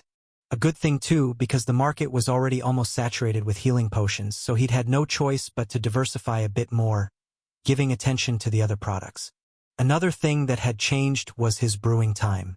Alchemy was essentially a race to process the ingredients as quickly and as efficiently as possible. Getting better at it didn't just increase one's yield. It also shortened the duration of each session. Before his latest improvements, Percy had needed about 8 minutes per alchemic step, but he only needed around 6 now. So, a lot of codependent factors had changed favorably all at once. His yield, their profit margins, and his brewing time. Adding the impact of the scaling principle, it was easy to see how steeply Percy's output had increased. 20,000 doses of healing potion, 10,000 doses of magic potion, and 1,500 doses of healing ink. He whispered, handing the spatial amulet to Nesha. This much? In just the last 2 weeks? She asked, her voice incredulous. He shrugged. I made a couple of breakthroughs, he replied vaguely. She remained silent for a few seconds, seemingly running the calculations in her head. It'll take us some time to sell everything, but we should be able to make around 350,000 contribution points from this stuff. Adding the 1,000,000 we made from the last batch, and we'll have over 1.5 times the money we need for the secondary ingredients. She eventually said. Percy nodded. He hadn't bothered to work this out by himself, but he'd expected nothing less after realizing how much stuff he'd brewed recently. I'm ready to switch to the, do you think you can get me the ingredients in the next couple of days? He asked. They were currently standing outside an abandoned building in the 11th district. This had been Percy's and Nesha's meeting spot since they abandoned the 115th district a couple months ago. It was dark, and there was nobody around as far as he could tell, but Percy still spoke with caution. Nesha grinned. Way ahead of you, she said, handing him a spatial amulet of her own. This is only a third of the stuff you need, but I trust it'll be a while until you use it all up. At least a month. He nodded. All right, I'll have the rest ready before then, she replied. He estimated he'd need a total of 3 months to convert the entire stash. Adding the nearly 2.5 months that had already passed, it would mean that Acton and Mickey would spend an extra 11 years inside the valley. Not ideal, but still much shorter than their previous estimates. More importantly, Percy should have Mickey's share of the elixirs ready in around 2 weeks. Once he delivered those, the Crow's second core would stop stagnating. By then, Mickey would have only spent around 4.5 years without Aurora Dew. Perhaps, he could have sent a clone over to bring his familiar some teal powder that he could turn into paste, minimizing his losses. This was what the rest of them had done until he finalized the new recipe. But if the clone got stuck in the Crow's body, he wouldn't be able to send him Aurora Dew later, so the bird would lose even more time overall. For now, their safest bet was to wait. If you discover this narrative on Amazon, be aware that it has been stolen. Please report the violation. I wish I had taught him crystallization. Then again, he can't really use it in front of Acton. But he shook his head. There wasn't any value in crying over the losses. A couple of wasted years were still regrettable, but not that significant in the grand scheme of things.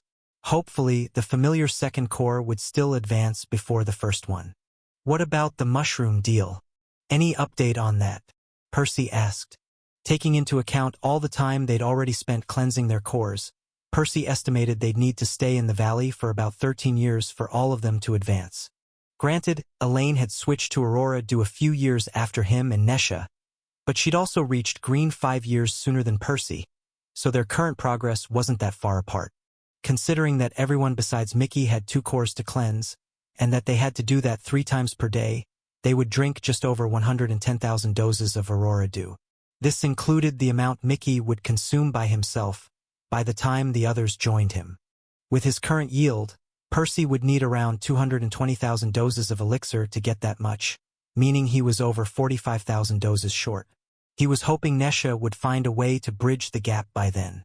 We've already contacted a bunch of interested parties, willing to buy the mushrooms for around 5 points apiece. I know it's not that much, but we have a lot of them left.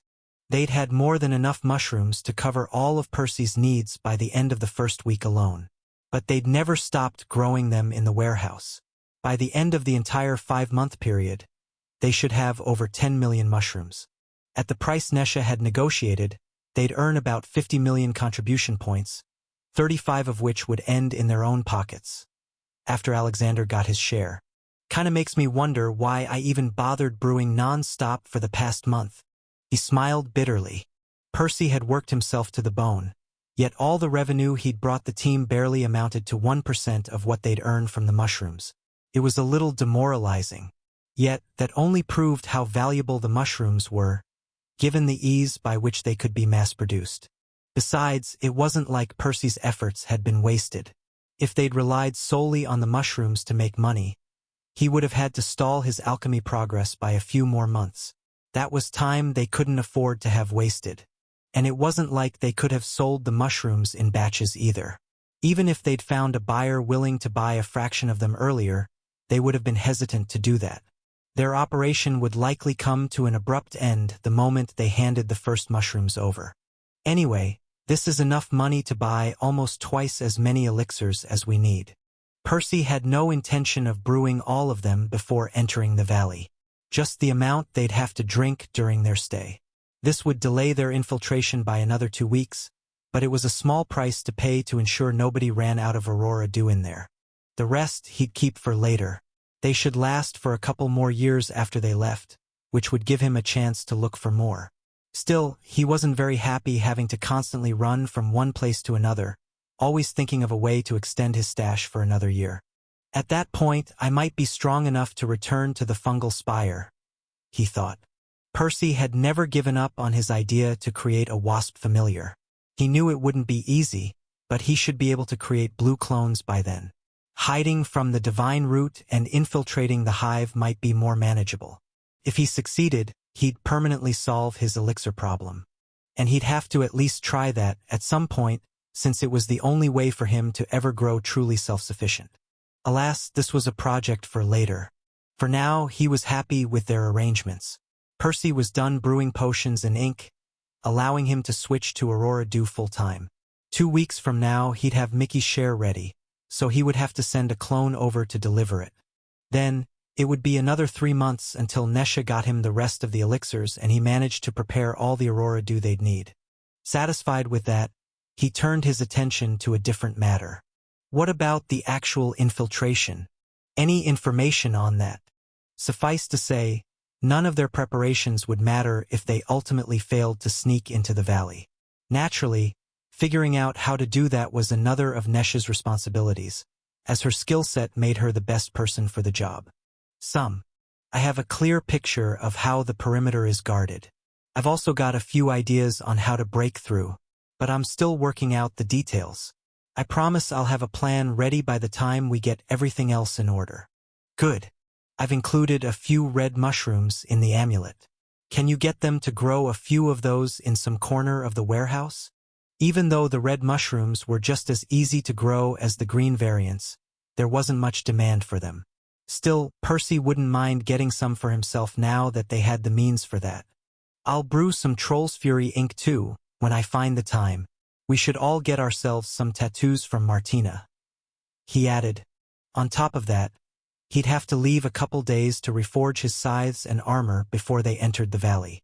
He'd need to replace them with a stronger set once he reached Yellow, but he'd rather not enter such a dangerous place unarmed.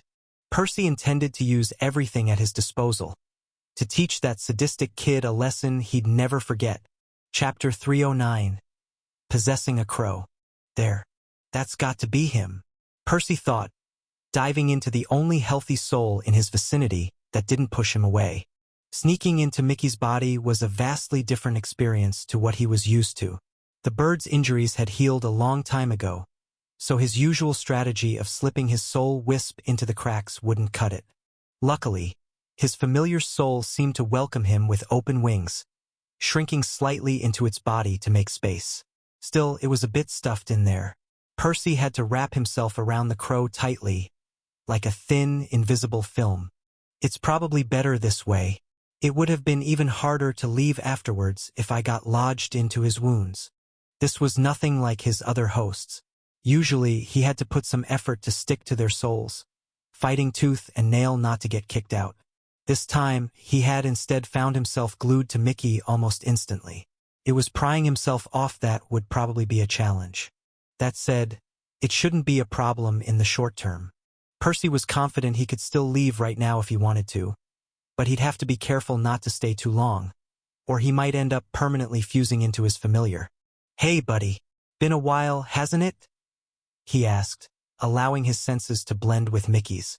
The crow didn't say anything, but Percy felt a wave of warmth spreading through his friend's soul. The bird was clearly elated to have him by his side, even temporarily. He sighed internally, fully aware of how tough the past few months had been for the crow.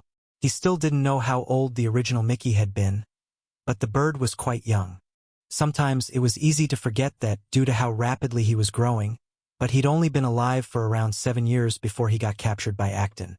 For Percy, only a few months had passed since the Holy Child had dragged Mickey into the valley, but for him, it had been several years, a significant chunk of his life, and he'd never spent nearly this long away from Percy. Alas, if they wanted to make their reunion permanent, they had work to do. Looking through Mickey's eyes, Percy scanned his surroundings carefully, gazing at the strange environment inside the valley with awe. Granted, Mickey had sent him some images before, but their usual connection wasn't nearly as direct as a full possession. Fortunately, the water globules were still small and dense, indicating that the valley had yet to enter its faster season. Each season was supposed to last for several decades, but they had no idea how close the current one was to ending. Nesha had naturally tried to ask about it, but it was much easier to gather information about the valley's perimeter than its interior, as the former was visible from the outside. "Is it difficult to deal with the globules?" he asked. Rather than replying directly, Mickey chose to show him instead. He waited a few seconds for one to drift near him, pushing it away with a soft burst of wind. The globule was quite light, and the crow's mana expenditure had been minimal. That said, constantly keeping so many of them at bay must have been unpleasant. You kinda get used to it after a couple of months. At first, Acton's guards had to take shifts while the rest of us slept, but we've all learned to do it passively by now. Mickey explained. "What about the beasts? Don't you have to keep watch?" Percy asked. "You'll probably have to do that when you enter, but we don't. The beasts can sense Acton's blue core from a mile away. Nothing dares to approach, even when he's asleep." Percy nodded. As a mage advanced through the grades, their senses, both mundane and magical, grew sharper and more defined. The boy had explicitly ordered Mickey to behave, but even if he hadn't, Percy would have advised him not to attack him in his sleep. It would have most likely failed, and the consequences would have been dire. Royal Road is the home of this novel. Visit there to read the original and support the author. "I'm really sorry you have to go through all this, buddy. I wish I'd been strong enough to stop him from capturing you." He smiled bitterly. "But I swear I'll free you. Just wait a bit longer." Mickey shook his head. "Don't worry about it. He hasn't done anything to me since Goldenfield Town. He's only asked me to hunt down a bunch of beasts, but I would have done that anyway." Percy remained quiet. It was good the boy had stopped torturing Mickey, but knowing that a murderous psychopath held absolute power over his friend wasn't a good feeling. Looking inwards, he soon located the spatial seal inside his soul wisp. He'd brought a quarter of the seal with him, as an eighth wasn't large enough to contain over a decade's worth of Aurora Dew. Next, he used some of his stashed mana to push the seal into Mickey's soul. The object resisted as it exited his own wisp, and then again as he tried to force it into his familiar. Still, it only took him a couple seconds to pass it over. "Can you access its contents?" Percy asked. Mickey stood still for a few minutes, seemingly trying a bunch of different things. I can sense it inside my soul, but I can't do anything else with it, he eventually said. Try borrowing some of my mana, Percy suggested, passing him a sliver from his stash. Normally, he was able to use the cores of his hosts to attach his own willpower to their mana, but they had no way to do the opposite. Luckily, Mickey wasn't just a typical clone. He was also his familiar. They already had the ability to freely share each other's mana. Sure enough, the crow took control of the mana as easily as breathing, pushing it into the seal. And the results were immediate. Okay. I'm in, he cawed softly, struggling to contain his excitement. Getting his talons on some Aurora Dew for the first time in years must have felt good. Wow, you've brewed a lot. You should be able to drink them directly from the storage. Just imagine the liquid appearing into your stomach, without the vial. Percy had already tested this months ago. With that, Mickey's progress was back on track. In fact, other than the few years of mist core cleansing, his familiar seemed to have done a great job staying on top of his training. Percy had already noticed that Mickey had both circulation and regulation active. I see you've figured out the ice pattern, he noted. Not very surprising, given how long the crow had worked on it. Still impressive though. Other than the green and azure lines glowing on Mickey's plumage, there was a third type. These were pale, decorating his feathers in an intricate, hexagonal grid. Even more notably, the centers of the hexagons appeared to function as intersections of the three networks, allowing him to freely fuse or separate the ice mana into its components even outside his core. How curious! I wonder if this is how all the composite affinities work. Percy would have to check with Gabe and Leo the next time he visited the vault. Other than that, he really wanted to start working with Mickey on their combination spells right away, to teach him precasting and to begin exploring the mysteries of the ice affinity alongside him, to see if they could fuse it with pure or soul mana, or to incorporate it into his armor and weapons. But this wasn't the time to lose themselves in their experiments, nor to boost Mickey's fighting strength. What else have you done? He asked. I avoided working on my other spells like you told me to. I've only focused on circulation and regulation, but I'm much better at them now. I can keep them up while sleeping. Seriously? Percy would have raised an eyebrow if Mickey had any. This was something that even he couldn't do. Granted, he'd never tried to learn it since he didn't really need his boosting art while sleeping. But Mickey was a different story. The crow needed every drop of mana he could get to manage his hunger. Your conversion efficiency seems quite high too. I think you've surpassed me there as well, Percy noticed. He used to have an edge over Mickey at this, being able to convert about 30% of his pure mana into soul mana. But he wasn't that surprised his familiar had overtaken him. It was bound to happen sooner or later, given how much time and effort he was putting into regulation. The accelerated time only sped up the process. From a cursory glance, it seemed Mickey was converting about 35% of his mana. His mutations probably playing a huge role in it. Yeah, I think I can last multiple weeks without food now, assuming I don't exert myself, though I haven't had a chance to test it. A wave of relief flushed over Percy. He'd long hypothesized Mickey would reach this point, but guessing wasn't the same as knowing for sure. Still, they couldn't relax just yet. This balance that his familiar had reached after years of painstaking efforts was extremely fragile. It would be broken if his first core advanced before his second. They'd have to make sure his elemental core kept up for as long as possible. Even then, they'd merely be delaying the inevitable. Oh well, no sense in stressing over that right now. So, where are the bastards? Chapter 310, Percival's Clone. Mickey walked around a large boulder, leading Percy to the others. The sky was a bright azure color, indicating that it was daytime on the rest of Remir, though Acton and his guards were sleeping right now. The group wasn't that far from where Mickey stood, but they had to get pretty close to see them through the dense cloud of water globules.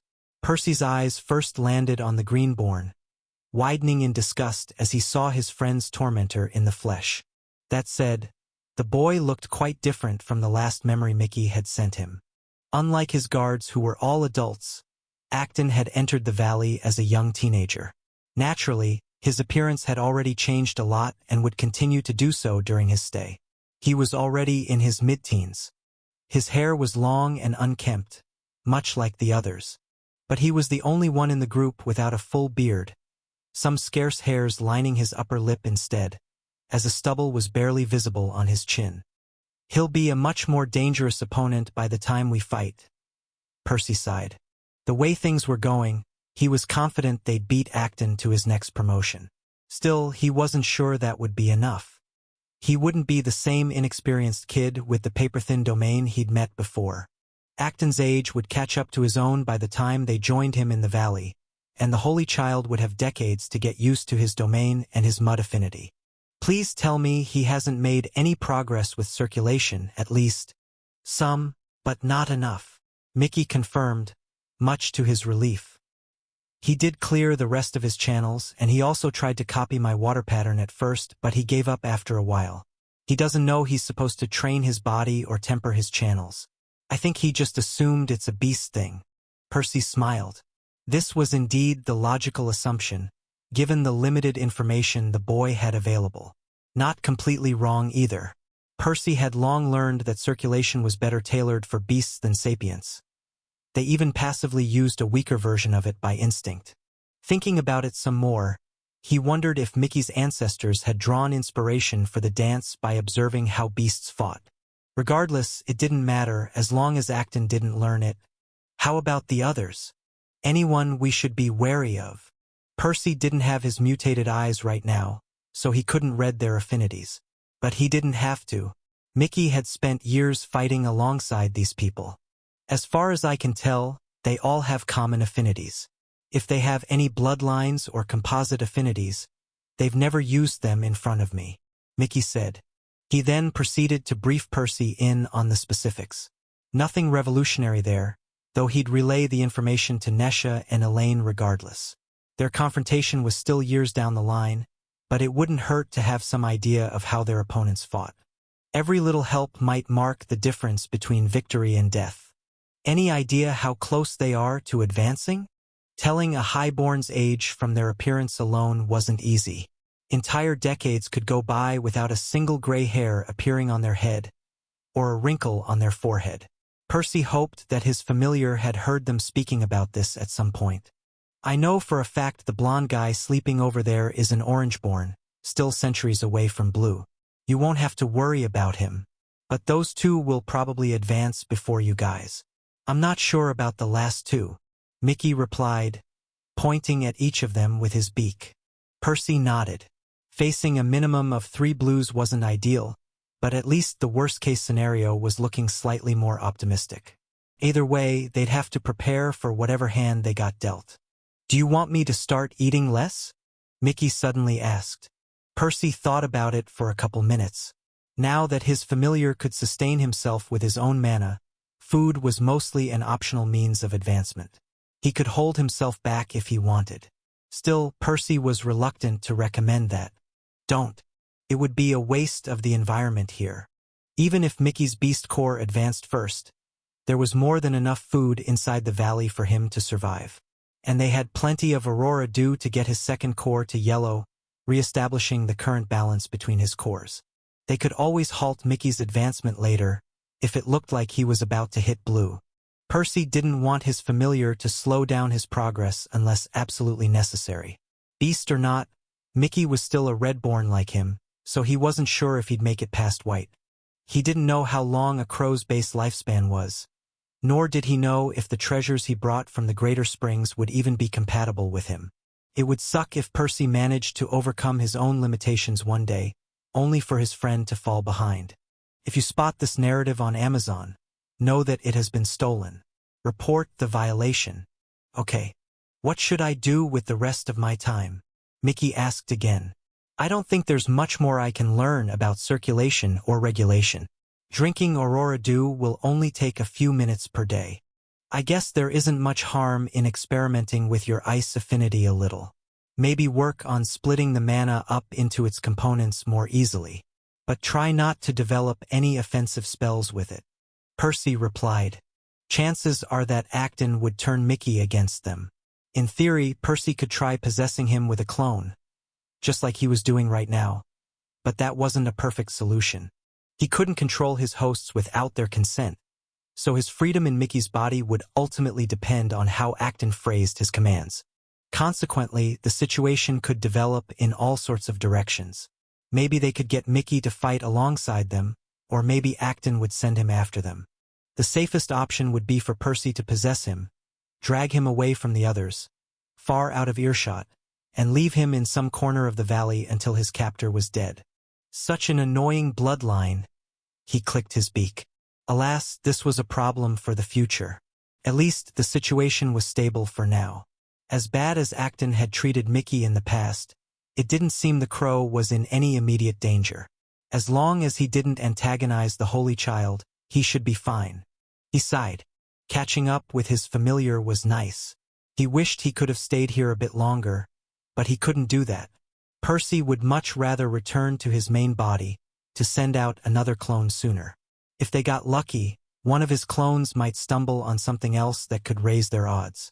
Though there was one last thing he wanted to check before leaving. His status.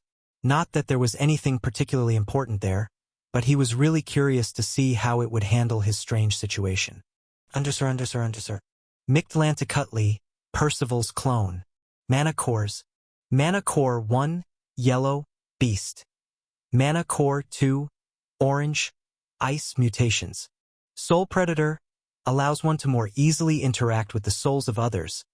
Wine Dancer, allows one to augment their flight using air mana. Spectral trait. Weaving, boosts one's proclivity in manipulating one-dimensional structures. Spells. Concussive Blast, Crude, Secret Art, Soul Resonance, Refined, Soul Harvester, Refined, Reinforcement, Refined, Spirit-Forged Cauldron, Refined, Spectral Art, Phantom Scale Regalia, Masterful Alchemic Principles, Extraction, Separate and Condense an Ingredient's Essence, Pacification, Delay an Ingredient's Activation Rate, Redirection, Adjust an Ingredient's Effect, Deattunement, Prevent multiple conflicting ingredients from reacting with one another, Bonding, Enrich an ingredient with, Crystallized Pure Mana, Restructuring, Alter an ingredient's phase, Scaling, Brew a greater volume of ingredients at once, Decrees. Phoebe's Decree, grants access to your status. Morai's Decree, grants a second mana core. Metatron's Decree, open a one-way portal to the Vault of Magic at will. Ye's Decree, modified, augments and enhances your status. ____. Fascinating. Apparently, his status currently treated Mickey as a regular clone. As with all his clones, it only listed the things he personally had access to. This included Mickey's cores and mutations, but not his spells, as Percy couldn't use those. Instead, it listed Percy's spells, at least the ones he could use in the crow's body. Curiously, Concussive Blast had made the cut this time. It hadn't been there when he possessed Elaine or Nesha, probably because they didn't have the right affinity for it. Shifting his attention to the ethereal chords, he noticed they had two of those, both linking back to his main body. It didn't seem he could access the familiar side of Mickey's status right now. In the eyes of Phoebe's Decree, Mickey was the original Percy's familiar, not the clones. Still, we should be able to use soul resonance a lot better. Normally, they only had one chord, so they couldn't both send mana at the same time. It made their experiments a little clunkier, as they had to wait for one packet to arrive before sending another in the opposite direction. With this, that wouldn't be a problem. They'd be able to establish a two-way communication with his main body. Suffice to say, Percy already had a few ideas on how they could leverage it. But now wasn't the time for that. Bidding his friend farewell, he tried to cut himself loose. It was surprisingly difficult, as their souls had already partially merged in the brief time he'd been here. To remove himself from Mickey's body, he was forced to use his fused mana to practically scrape his soul wisp from the crow's soul. A rather painful experience for both of them. Even that wasn't enough. After severing their connection, he still had trouble returning to his own body. Unlike his other hosts, Mickey wasn't pushing him away, and his own body's pull hadn't grown strong enough yet. On top of that, this was all happening on Remier, so he couldn't rely on the world's rejection either. Not giving up, Percy clawed intensely at the cord, only managing to eject himself a couple minutes later. Clearly, his ability to possess his familiar could use some work. Still, he'd achieved what he came here for. Even better, their little experiment had opened a bunch of interesting doors for them to explore in the future. We'll have to improve upon this by the time we rescue him though, or we won't be able to stay like this for long. Chapter 311. Leaving the City. As soon as he finished carving the final rune on the chest guard, Percy put it on. Then, he pulled the second layer from his spatial seal, summoning it right on top of the first one, before fastening them together with some reinforced string. Next, he pulled a third piece of his armor out, and then a fourth, getting used to summoning them directly on his body. Sadly, he still had to fasten them manually, as he couldn't quite get the string to pop out in the shape of an intricate knot. Technically, it should be possible, but it wasn't something he expected to master anytime soon. Well, this will still save me a lot of time. Donning his armor had never been quicker. Like this, he wouldn't have to always keep it on. But he wouldn't have to spend ages preparing before each fight either. Happy with that, he then poured some mana into the self-repair enchantments to refresh the older components.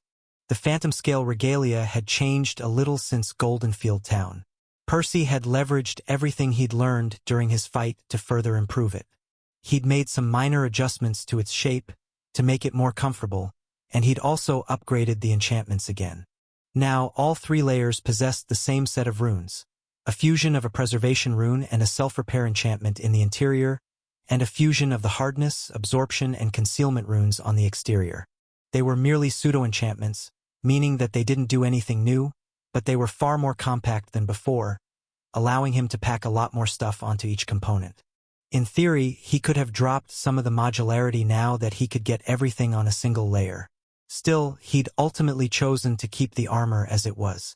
Having more copies of the runes made their effects more potent. Nodding in satisfaction, he then stored everything back to his seal with a single thought. Then he walked to the window. Pulling the curtain, he squinted as the dim light of the evening sun poured into the room. The rays were soft, barely illuminating the dingy furniture, but he'd spent the past few hours working in darkness. The lights in his room had stopped working earlier that day, so he'd had to rely on nothing but the teal glow of his own mana.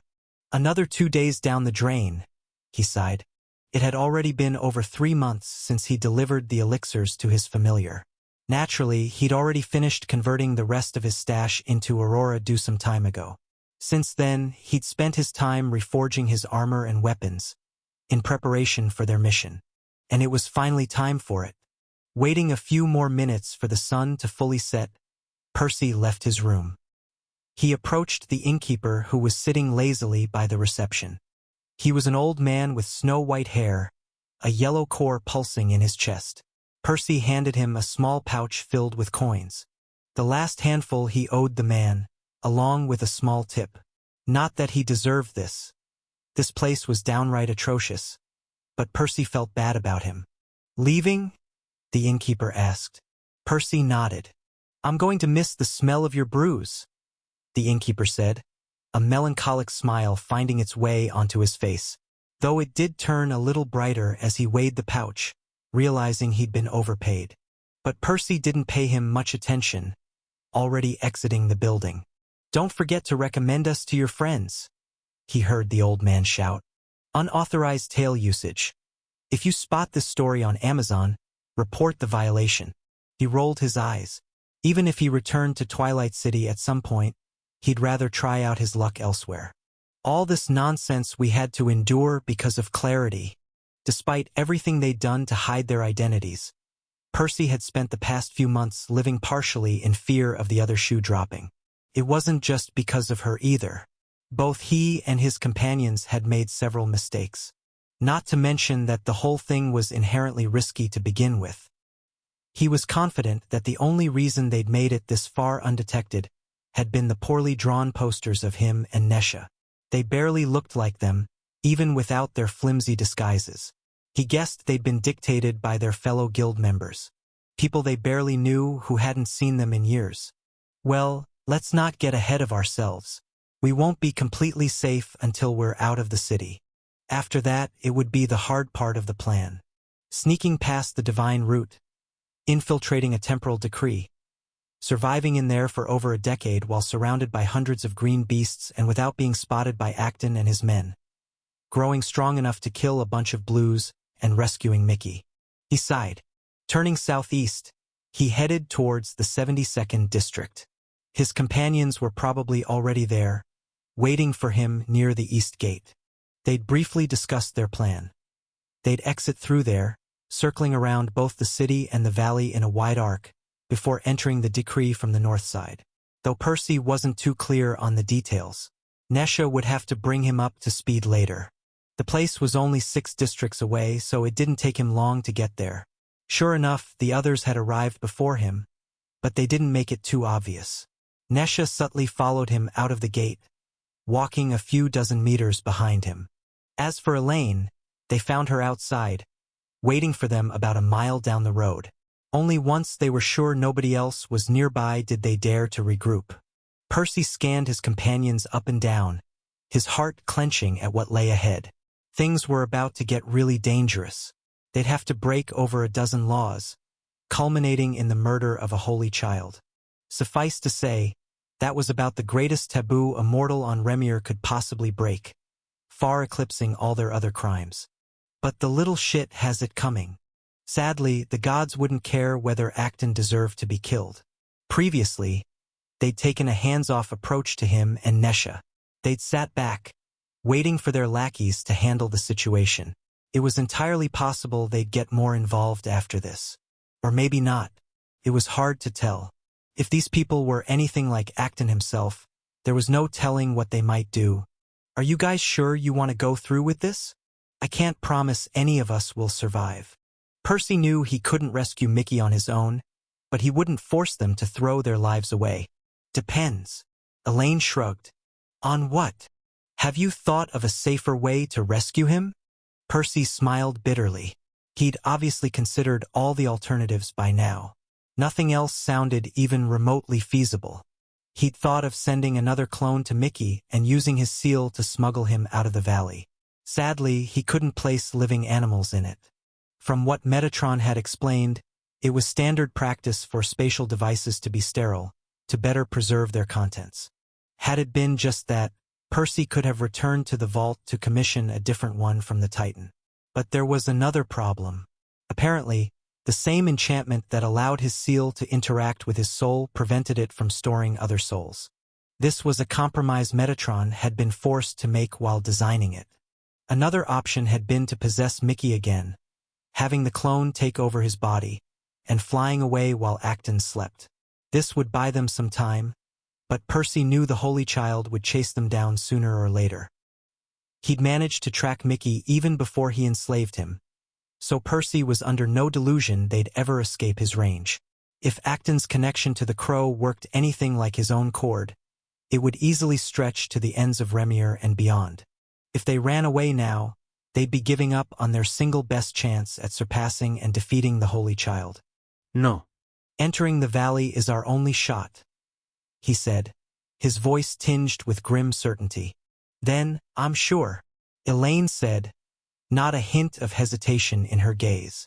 I'm honestly more worried that I'll hold you two back, Nesha pitched in. But I'm not giving up on Mickey either. Not a chance. Percy tossed them another appraising look, once again reminded of how lucky he'd been to have them in his life. Elaine had been this confident bundle of joy and optimism since they were kids, but he'd struck gold with Nesha too.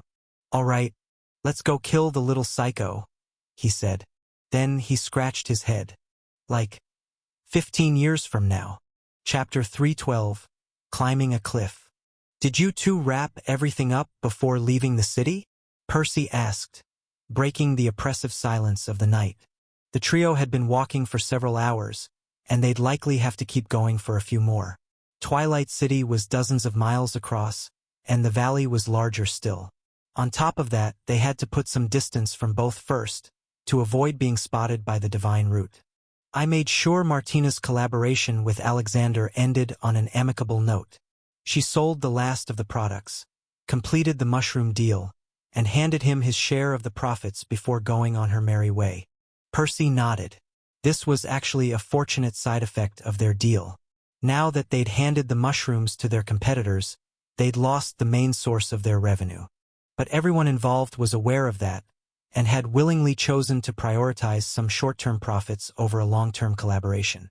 Even if Alexander had been greedy enough to want more, the option was no longer on the table. "What about you?" he asked Elaine. Granted, his cousin was the lowest risk factor among them, but he still wanted to make sure everything was okay. She shrugged. There wasn't much to do. People at the water manifestation company come and go. Nobody asked any questions when I resigned. As for the second job at the warehouse, it doesn't even exist anymore. The trio remained silent for a while after that, though Percy and Elaine got a bit tense at some point, when they had to cross one of the Divine Root's supply routes. Apparently, they used it to dump beasts into the valley, though Nesha assured them that the next batch wouldn't be delivered until several hours from now. "Why are we trying to enter from the north side anyway? Is the security weaker there?" Elaine asked at some point. In the past, Percy had hoped they'd be able to use the bronze badges they'd looted from Jason and the other members of the Divine Root to sneak into the valley. But he might have been a little naive about that. It seemed that each member of the Great House possessed a personal identification code, so they would have been busted relatively easily, even if he and Nesha hadn't been fugitives. "Kinda," Nesha said, before elaborating. The perimeter of the valley was so large that the Divine Root couldn't man it by themselves. They had the Syndicate to pitch into, and even then, they barely managed. Not that people tried to sneak in often. In fact, what they were planning to do hadn't been attempted in decades, if not centuries. But the Root did have to keep the beasts contained. After all, they were free to roam the decree, so they could technically escape from any direction, attacking the city. To prevent that, the Root and the Syndicate stationed a lot of people along the west, east, and south sides of the valley. Since the south bordered the city directly, they had to bring in the beasts from the east and the west, tossing them inside and making sure they stayed there. These three sides were bounded by a long hill, roughly shaped like the letter U. As for the north side, it was given a lower priority for two main reasons. First, even if the beasts escaped from there, they wouldn't pose an immediate danger to the city. Second, crossing it was significantly harder for both beasts and humans. That's because it ended in a colossal chasm, half a mile wide and several miles deep. Ugh. So, I'm guessing we'll need to climb to the bottom of the chasm and then up again. Elaine asked, clearly not very happy about that. "Afraid so," Nesha nodded.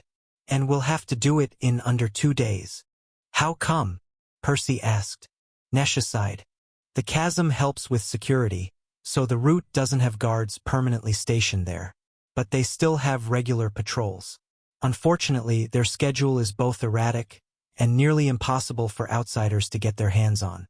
I did manage to learn some of it, but my information will be outdated soon. Support creative writers by reading their stories on Royal Road, not stolen versions." Percy grimaced. Even with their enhanced physiques, scaling the cliff twice in such a short time would be tough. More so for him, in fact. "It's not so bad, is it?" Elaine asked again. "If we run out of time, we'll give up and try again later." Nesha shook her head. "Getting the information took a lot of patience and luck. If we miss this chance, it'll easily be another 2 months before we can make a second attempt. Probably longer." Needless to say, Percy didn't like what he was hearing, but she wasn't even done yet. "Worse still, I've heard that the current season is ending in less than a year. It's already going to be tight for us. I'm not sure if we'll make it out before the place is teeming with holy children." "Wow, no pressure there," Percy chuckled. If everything went according to plan, they'd be in and out in just under 9 months. Hopefully that would be enough. But it certainly meant they had to make it into the valley this time, or it'd be over. Why did it have to be so complicated? Elaine groaned. Couldn't this Kronos guy have given everyone a portal to his decree? Like Percy's buddy? Hate to break it to you, but I don't think the 3 of us would have made the club if he had. he shrugged. Also, save your frustration for later. You might have to carry me up the last stretch.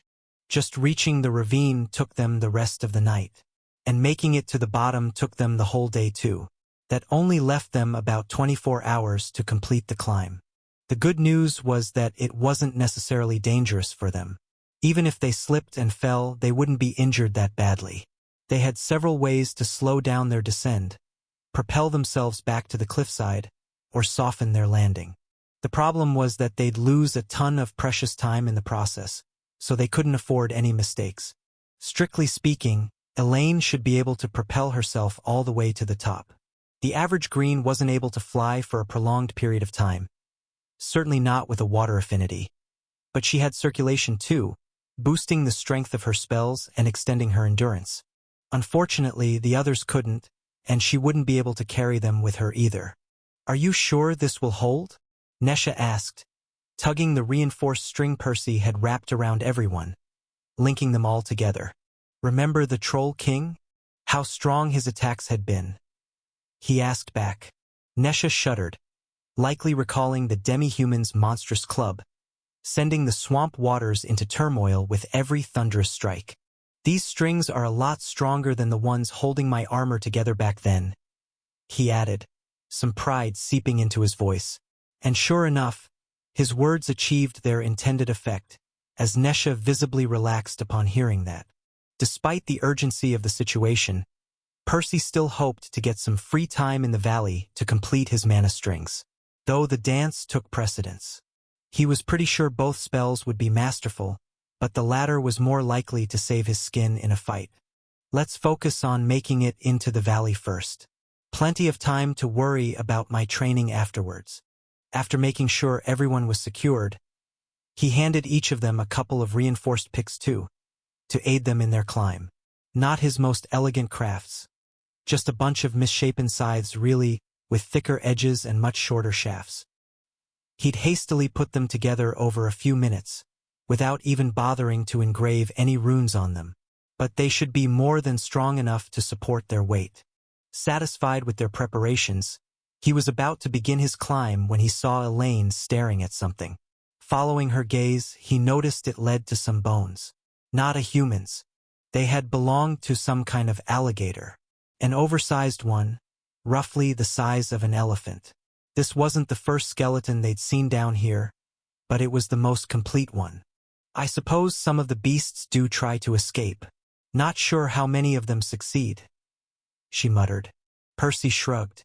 Green beasts had tough bodies, but also heavy ones. They couldn't use their mana as freely as a human mage either, so they wouldn't be able to arrest their momentum or protect their heavy frames from the impact. Sure, some might be able to fly away, while others might have an easier time scaling down the cliff with dexterous limbs or clawed digits. Not many, though. Most of them were trapped in the valley, doomed to stay there until they got killed by a human, eaten by a fellow beast, or starved to death. All this time, Percy had focused his attention on Acton, and with good reason. The boy would certainly be their greatest adversary inside the valley. But not the only one. The beasts wouldn't be easy to handle either. They would be everywhere, and they wouldn't ignore them like they ignored the Holy Child's entourage. Elaine was the only one who could defeat them relatively effortlessly, but she'd need to sleep too. Percy himself was confident he could handle one or two at a time, yet his stamina wasn't limitless either. They'd probably end up surrounded many times during their stay. Suffice to say, the next decade would be a constant struggle. He sighed, swinging his handcrafted pick onto the cliff, its dull tip sinking into the rock with a crisp sound. It doesn't matter. Beasts or humans, or inhuman monsters, I'll beat them all. Chapter 313. Hail of Desperation. You think we'll make it? Nesha asked, stabbing her left pick a foot higher than her right. Looks like it, Percy replied, wiping the sweat off his brow with his forearm. It was already late in the afternoon, but they'd climbed over 3/4 of the way. The edge of the cliff was in sight. They could certainly get there by nightfall. They had to. Granted, Percy wasn't having a great time. He was breathing heavily, each step a challenge of its own. Keeping synchronization active was starting to weigh on him, even though it wasn't usually a problem. Supporting his own weight wasn't that hard. Even a red could have done that, let alone somebody with 2 orange cores and a boosting art. But the sheer distance they had to cover, along with the strict time limit, was quite brutal. And that wasn't the only issue. They'd all slipped several times. It wasn't their bodies that kept failing them, nor the picks he'd crafted. It was the stone that crumbled every few meters, sending them plummeting. If they hadn't tied themselves to each other, they'd still be stuck near the bottom of the ravine, most likely. Just a little farther, he sighed. Not that their troubles would end once they reached the top, but he'd at least get a moment to catch his breath, right? It appeared it wasn't going to be so simple, however. Turning his eyes up, he barely noticed a shadow barreling towards him. Kicking against the rock, he leapt to the side, narrowly avoiding what would have certainly been a painful collision. But that was merely the start of his trouble. Having lost his purchase, as well as his left pick, Percy struggled to stop his fall. Hastily stabbing his remaining tool into the stone, he helplessly watched it carve a deep gash into the material, leaving a trail of sparks in its wake as he slid over a dozen meters down. The screeching sound of his reinforced mana grinding against the cliff only halted a few moments later, when the rope around his waist finally tensed. "The hell was that?" Nesha asked, holding the other end. Even Elaine, who was farther away, had paused, staring at him warily. Glancing down, Percy tried to make sense of this. The dimming sunlight struggled to reach the base of the cliff, but his mutated eyes saw more than just light. Right there, in the distance, he faintly spotted a tiny yellow, about to go out like a candle in the wind. The owner of what he assumed was a mana core wasn't moving, having probably turned into a puddle of blood and gore by now. A beast. He hadn't seen it clearly, but its size certainly matched its grade. But why had it jumped to its death? Beasts at the lower grades might not be as intelligent as humans, but they weren't dumb. Even the weakest red animals possessed some basic survival instincts. "More incoming!" Elaine suddenly yelled, snapping him out of his thoughts. Turning up again, he caught 2 more shadows falling towards them. One of them missed them entirely, falling in the gap between him and Nesha. As for the other, it was about to hit his cousin, when she effortlessly sliced it in half with a bright flash of azure, the elegant arc of her spell even shielding her from the bloody remains. At least Percy had seen them more clearly this time. 2 more beasts also at yellow. A leopard and a wolf, both a little larger than usual. Weird. They're not even the same species. What's going on here? The trio all looked up, preparing themselves for another wave. Sure enough, another 4 beasts plummeted towards them just seconds later. This narrative has been unlawfully taken from Royal Road. If you see it on Amazon, please report it. Shit. Calling the discarded pick back to his free hand, he dodged one of the beasts. Unlike his companions, he could retrieve his tools if he dropped them, since they were all made of his own mana. The others dealt with the beasts using their own means. Nesha leapt aside like him, while Elaine fended off one of them with a second construct. "Elaine, can you protect us from them? We'll pull you up." Any one of them could have made quick work of a few yellow beasts while standing on solid ground, but the situation didn't allow for that. Percy couldn't fight properly without his hands or his mobility. Nesha's butterflies were certainly lethal, but they didn't carry enough momentum to push stuff aside. Elaine was the only one who could effortlessly brush multiple beasts away while hanging off a wall. "Not like this," she replied. Percy gritted his teeth, blasting another beast away with a burst of pure mana, nearly sending himself tumbling again. They wouldn't be able to advance like this.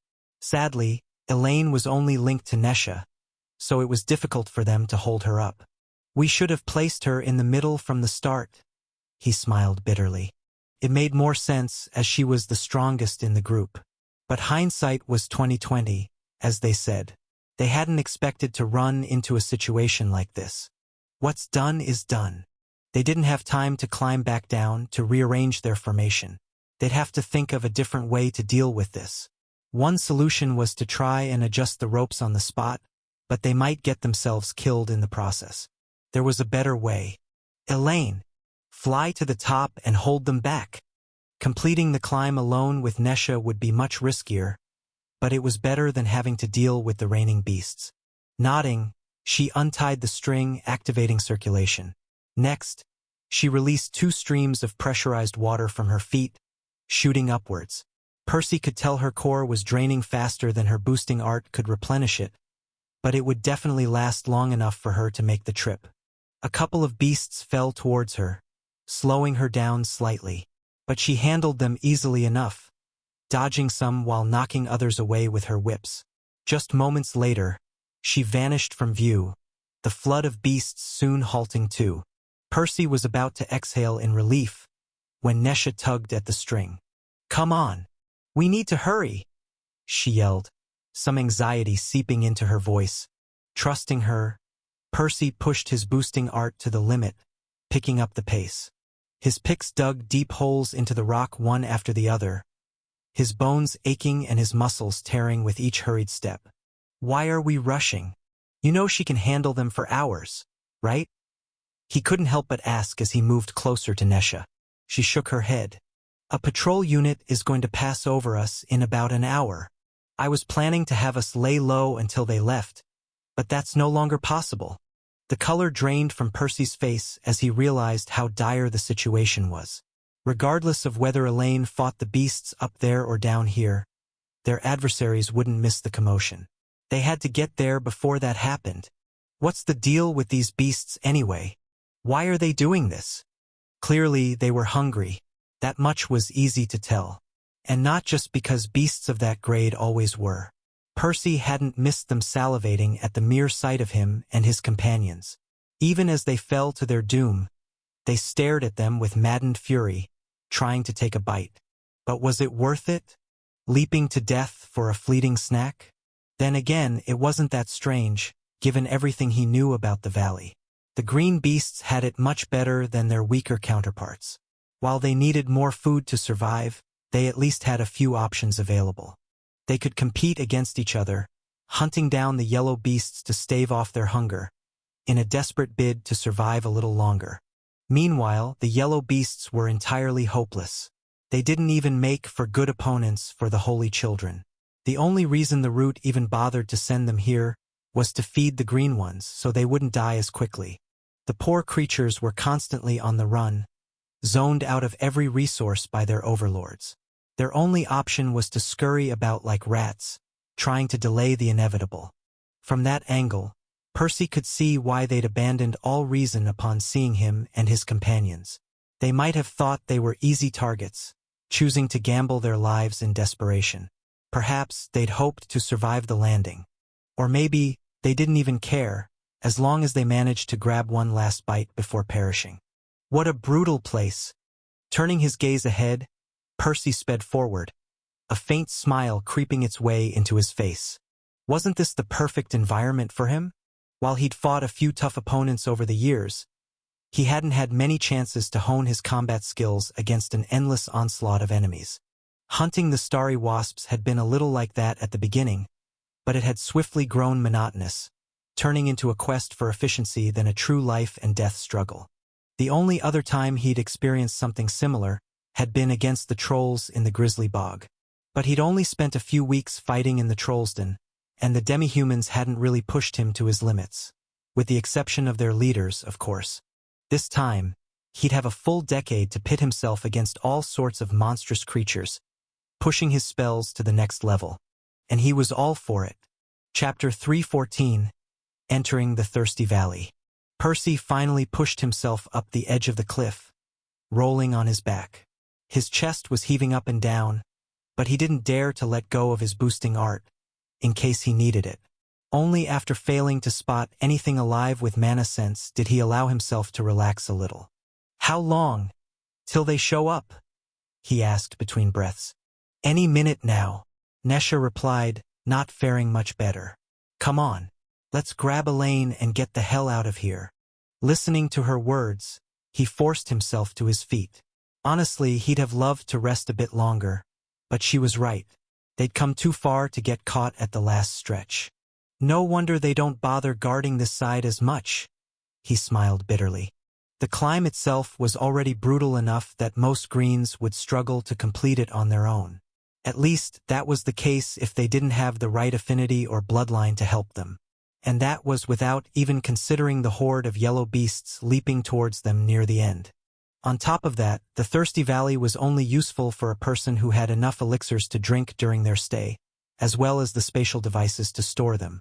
Only nobles would even consider doing it. But no house was dumb enough to risk angering the divine root just to save a few decades for some of their members. Scanning his surroundings, Percy ignored the few corpses littering the ground. There weren't as many of them as he'd expected, and his cousin wasn't here either. She seemed to have gone out of the way to kill everything with blunt damage. It would have been more obvious they died to a human spell had they been cleaved neatly in half. Still, he wasn't too happy with this. A beast would have eaten the corpses, or at least mangled them more. Elaine probably hadn't had the time to handle them better. Grabbing a couple of the more conspicuous bodies, he flung them down the cliff, Nesha helping him along. Next, he looked ahead, finally spotting the boundary of the temporal decree. It was rather chaotic, the whole place coated in a turbulent mix of the blue globules he'd seen before, coupled with a wall of white foam. The bubbles pushed outwards in an accelerated manner, probably thanks to the different flow of time. They slammed into the foam, bursting or losing much of their momentum. Though some of them made it through, they instantly exploded into a cloud of steam and water upon leaving the boundary of the decree. Much of the steam floated up, while the water fell back inside the fluid, joining the wall of foam. It was a pretty view, albeit violent, but Percy didn't have the time to appreciate it. Coating himself in a thick layer of mana, he walked into the valley, piercing a hole in the boundary. Soon, he found himself inside. The ground here was made of the same rocky material as outside, but an azure sky now stretched above his head. Countless globules floated around him, though they drifted much more slowly now that his body was also sped up by the Titan's magic.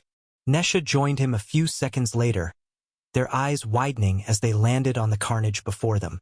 Elaine was there, panting. She was covered in blood from head to toe, the azure lines of mana barely shining through it. Though it wasn't her own. Around her, countless bodies lay in crimson pools. Mammals, reptiles, and birds.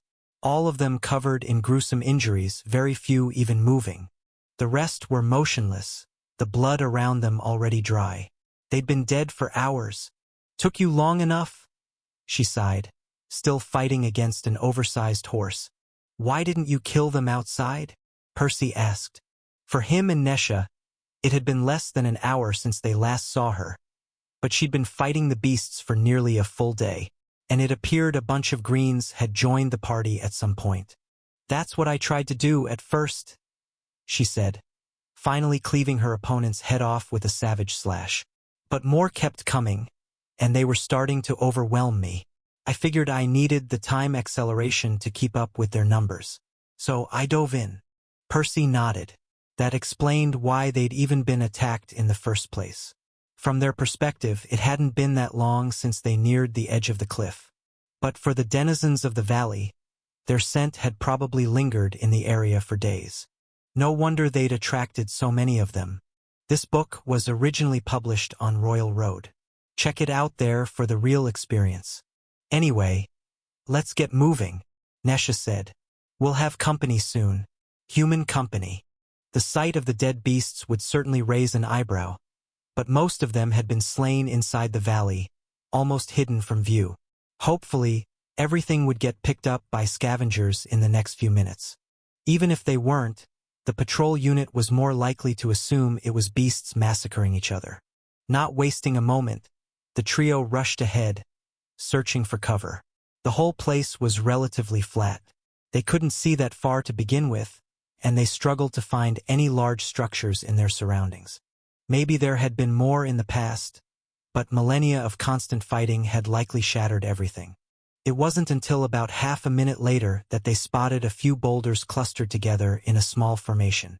They'd have to do. Getting there wasn't easy. Constantly pushing the toxic bubbles away was quite annoying for him and Nesha. Even Elaine frowned whenever she had to brush one away, clearly not used to them quite yet. But they'd have to learn to live like this, since they'd be here for a while. They weren't alone either. More beasts kept rushing them, likely driven by the thick scent of blood. Though they were all at yellow, they hadn't seen any more greens yet, other than the couple Elaine had already killed. "Try washing our scent off," Percy suggested. From what Mickey had told him, the beasts were still rational enough to be deterred by a higher grade. It was probably their scent that had attracted the first bunch, and then the blood on his cousin that kept them coming. She nodded, dousing all three of them, but mainly herself, with a lot of water. Sure enough, the flow of beasts slowed down a lot. Though a few were still desperate enough to attack, Elaine clearly not looking as scary as Acton in their eyes. There was some kind of spider almost as tall as Percy. It was covered in short brown fur, its face full of black, beady eyes. But a few had been pulverized at some point in the past, green pus oozing out of them. It was missing a leg too, though it didn't seem to hinder its movements much. A long, deep scar marred its bulbous abdomen. Percy pulled his scythe out of his storage, cleaving the creature in half after dodging its desperate lunge. Nesha handled the other one, a regular-looking grizzly bear. She sent a flock of butterflies into its heavy frame, stabbing it full of bloody holes. Meanwhile, Elaine didn't do much. She even deactivated circulation, getting some respite from the endless fighting. "How do they even bring so many high-grade beasts in here?" she asked. "They're everywhere, and they're constantly dying." "With lots of help," Nesha replied. "Several houses are involved, including House Hypnos." "Hypnos? The Great House?" Percy asked. She nodded. "They control a lot of wildlands, forests, jungles, tundras, and they keep pumping those places full of resources and weaker creatures to accelerate the birth of yellow and green beasts. As soon as they find some, they use one of their main bloodlines to sedate them, shipping them over to the divine root." Percy let out a whistle, amazed by this. It was an entire industry, entire ecosystems carefully maintained. So many people working, countless beasts dying, just so that a bunch of spoiled greenborns would get some practice dummies. And he noticed another thing in her words, something he'd technically already known, but which he hadn't bothered to think much about. It didn't seem like the great houses were just some lucky noble families who'd risen above their peers through mere strength or luck.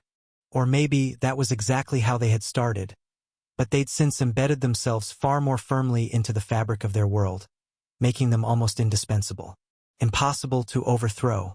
The divine root was self-explanatory. However, it appeared the others were also integral to Remir's survival. House Etna was responsible for advancing the local branch of runecrafting. House Asclepius presided over the flow of information and trade. And, from the looks of it, House Hypnos had this important task all to themselves. Percy wasn't sure how all the other great houses fit into this, but elevating House Avalon to their ranks might not be as simple as producing a single white mage. "Well, it's not like we need that. As long as everyone is safe, I suppose it doesn't matter."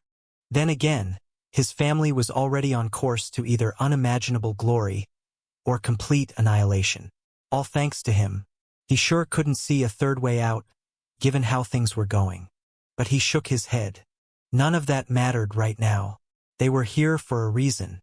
It was best to focus on that, to make the most of this opportunity. Soon, the trio reached the stone formation, hiding from plain sight. Elaine offered them a drink too. They'd brought some supplies in their storage, of course, but neither their water nor their rations would last a whole decade. They'd have to rely on her for the former, and on the beasts they killed for food. "Mickey, we're in. Where are you guys?" he asked out loud for the girls' benefit, sending his familiar a few images of their surroundings.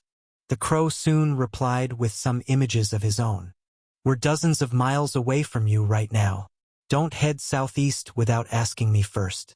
I'll keep you updated." Sighing in relief, Percy relayed the information to the others, before asking Elaine to take a quick nap.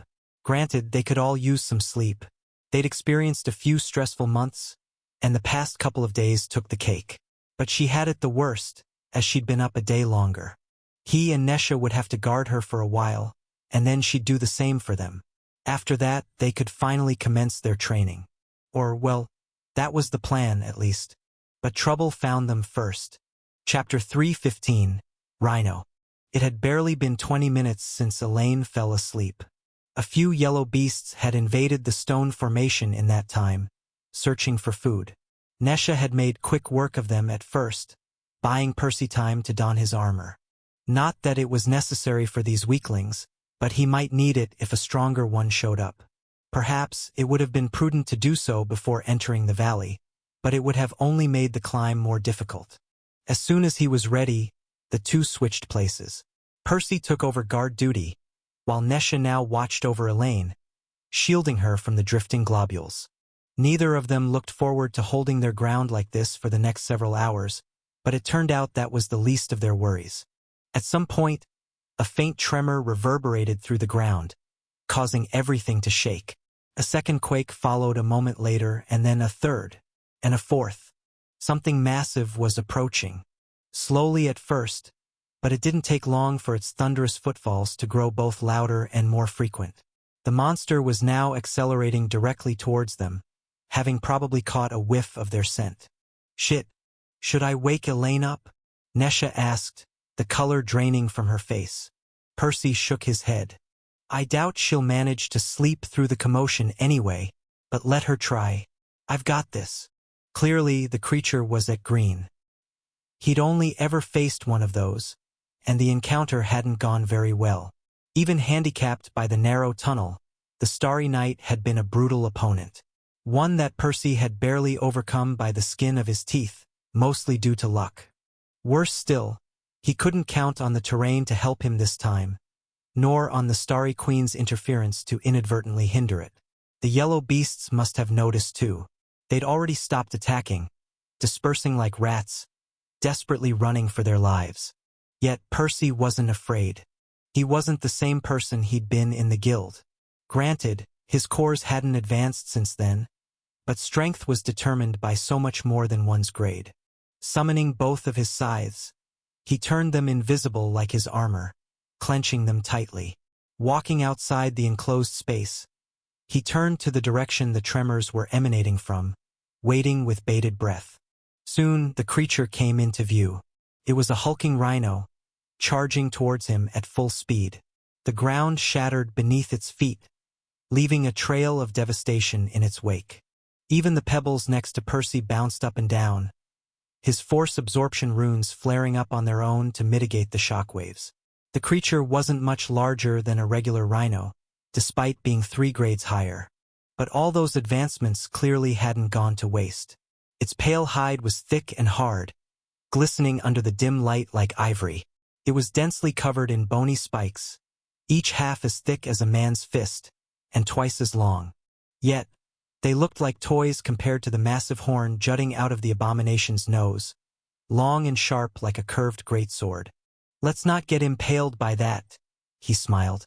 Percy had probably seen it first, thanks to his mutated eyes. It wasn't until the monster had covered half the distance separating them that it seemed to have fully locked on him, somehow speeding up even more. Come on then. Time to see how much I've grown. Pushing synchronization to its absolute limit, he squatted slightly, taking a fighting stance. He could have activated his Troll's Fury tattoo too, but he didn't think the situation was dire enough to waste it. His gaze sunk into the rhino's massive frame, tracing the green mana flowing through its bloodstream, and the silver flames of its soul, flaring like a raging inferno. Instantly, a projection of its body shot in front of it, charging a few steps ahead of the actual creature. So telegraphed. Reading its movements was so much easier than Rambert's or Jason's. Beasts weren't weak by any means, but they were certainly predictable, their fighting style simple and straightforward. A good thing too, because Percy couldn't afford to let a single hit land on his body. He wasn't confident his armor would hold against this walking calamity, and he had no intention to turn into meat paste today. Reading on Amazon or a pirate site. This novel is from Royal Road. Support the author by reading it there. Alas, the time for planning was over, the creature finally upon him. Percy almost leapt to his left to dodge the charge. However, both grim dance and greater foresight showed him that was a bad idea. Instead, he switched directions at the last moment, leaping to his right instead, narrowly avoiding getting skewered by its horn. But he wasn't out of danger just yet. Through a series of rapid steps, he danced around the creature's frame, circling its stomping foreleg, before slashing with both of his scythes. The weapons ignored the forest of spikes entirely, phasing beneath the rhino's hide. The teal blades sank into its soul, meeting almost no resistance as they sliced a pair of deep, horizontal gashes into the silver flame. A green's soul was far stronger than a yellow's, but Percy's weapons weren't the same he'd used against the oversized wasp. Not only were his scythes larger and made of reinforced mana, he'd added quite a bunch of powerful enchantments on them a few days ago. 2 of the rhino's legs buckled, though its momentum carried it forward for dozens of meters, as its spiked exoskeleton shredded a wide groove into the stone. The attack had definitely caused a lot of damage, but Percy knew it wasn't enough to finish the beast. It was way too bulky, so the blades of his scythes still hadn't cut deep enough, relatively speaking. Not wasting the opportunity, he hurled both of them at the creature, taking advantage of its momentary disorientation to inflict another pair of injuries into its soul. They were shallower than the previous ones, since he wasn't there to manually add force to the attacks, but still rather painful. The rhino let out a terrible roar, but its agony didn't prevent it from climbing back to its feet. It wobbled a little, but it brushed it off, its eyes glaring at Percy with hatred. Then it charged forth again.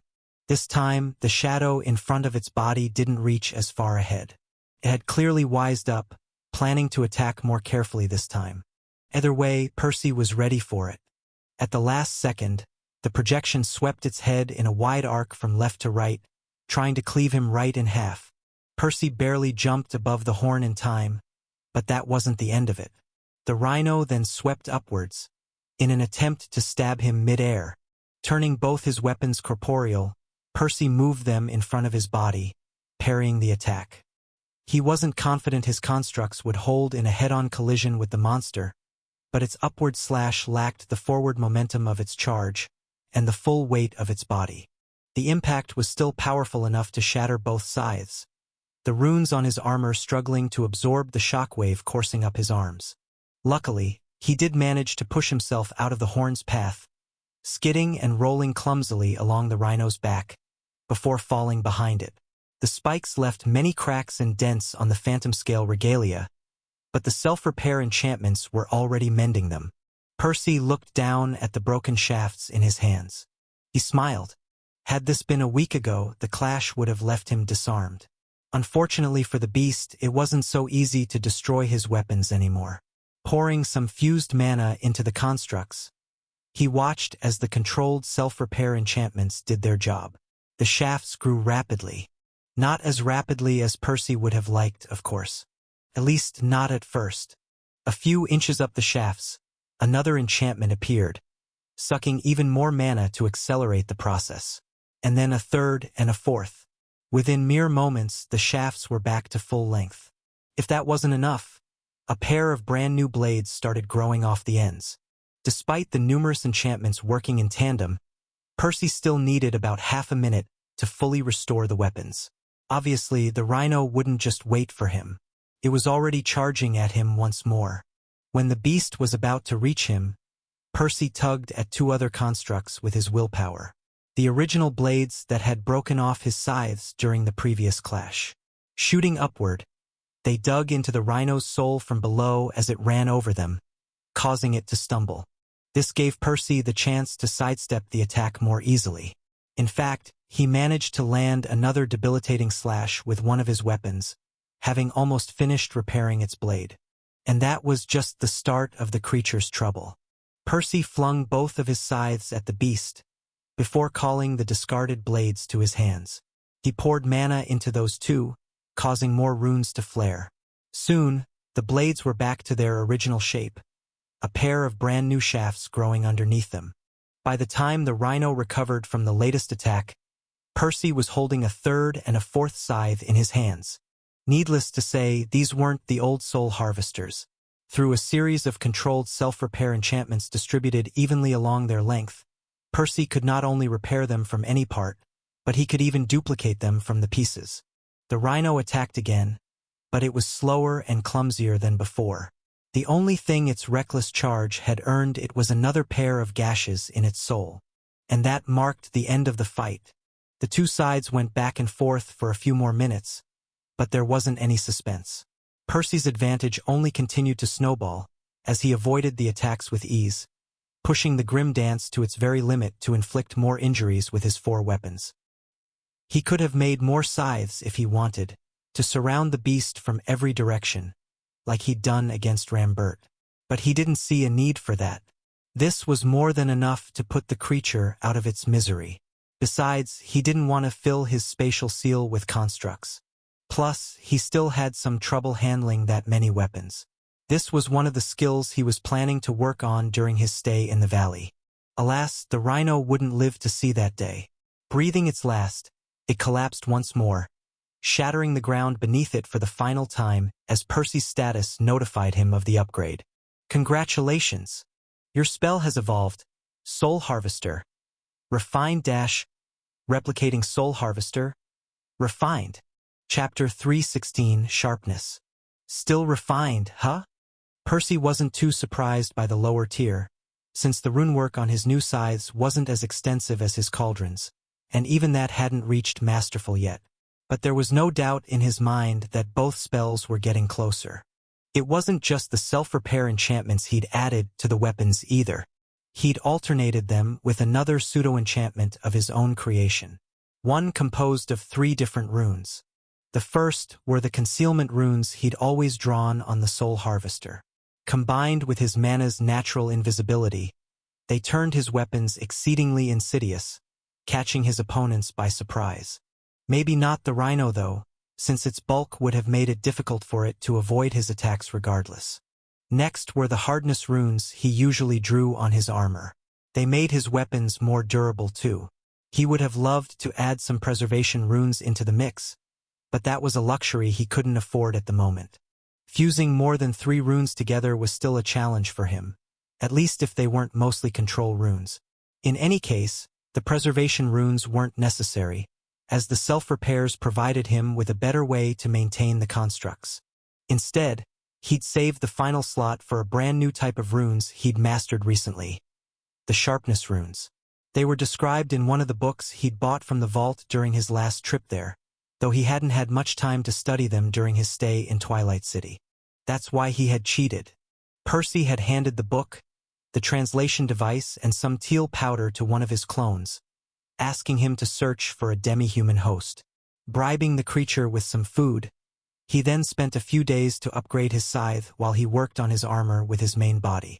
Ideally, he would have liked to outsource the armor too to save a couple more days. Sadly, the Phantom Scale regalia needed a lot more time and mana than the Soul Harvester, so the clone's limited stash wouldn't have sufficed. Regardless, the clone had completed the task without fail, bringing the scythe back upon his return. The sharpness runes were one of the main reasons Percy had been able to slice the rhino's soul with such ease. "Are you done playing with your scythes?" Nesha asked, breaking him out of his thoughts. Elaine was standing by her side, having woken up at some point during his fight. "Go back to sleep.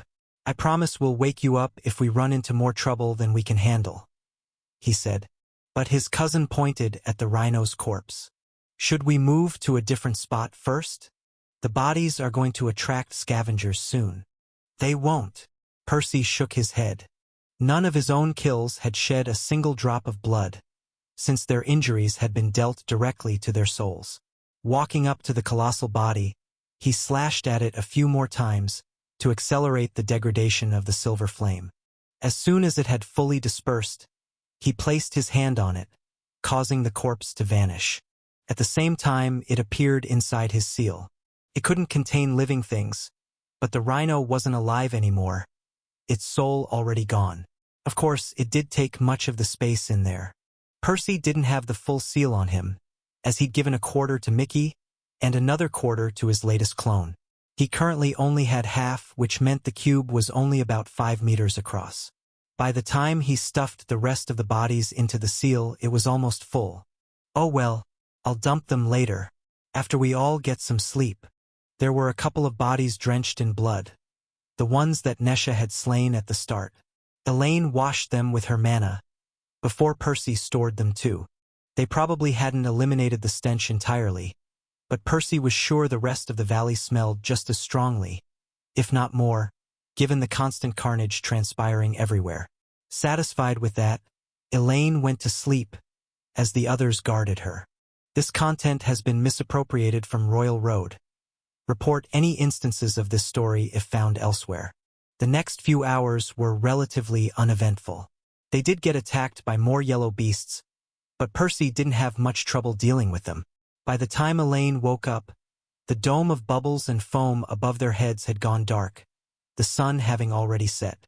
For the rest of Remir, it would rise again in a few hours, but for the three of them, it wouldn't do so for another week. Shrugging, Percy took a short nap next, followed by Nesha.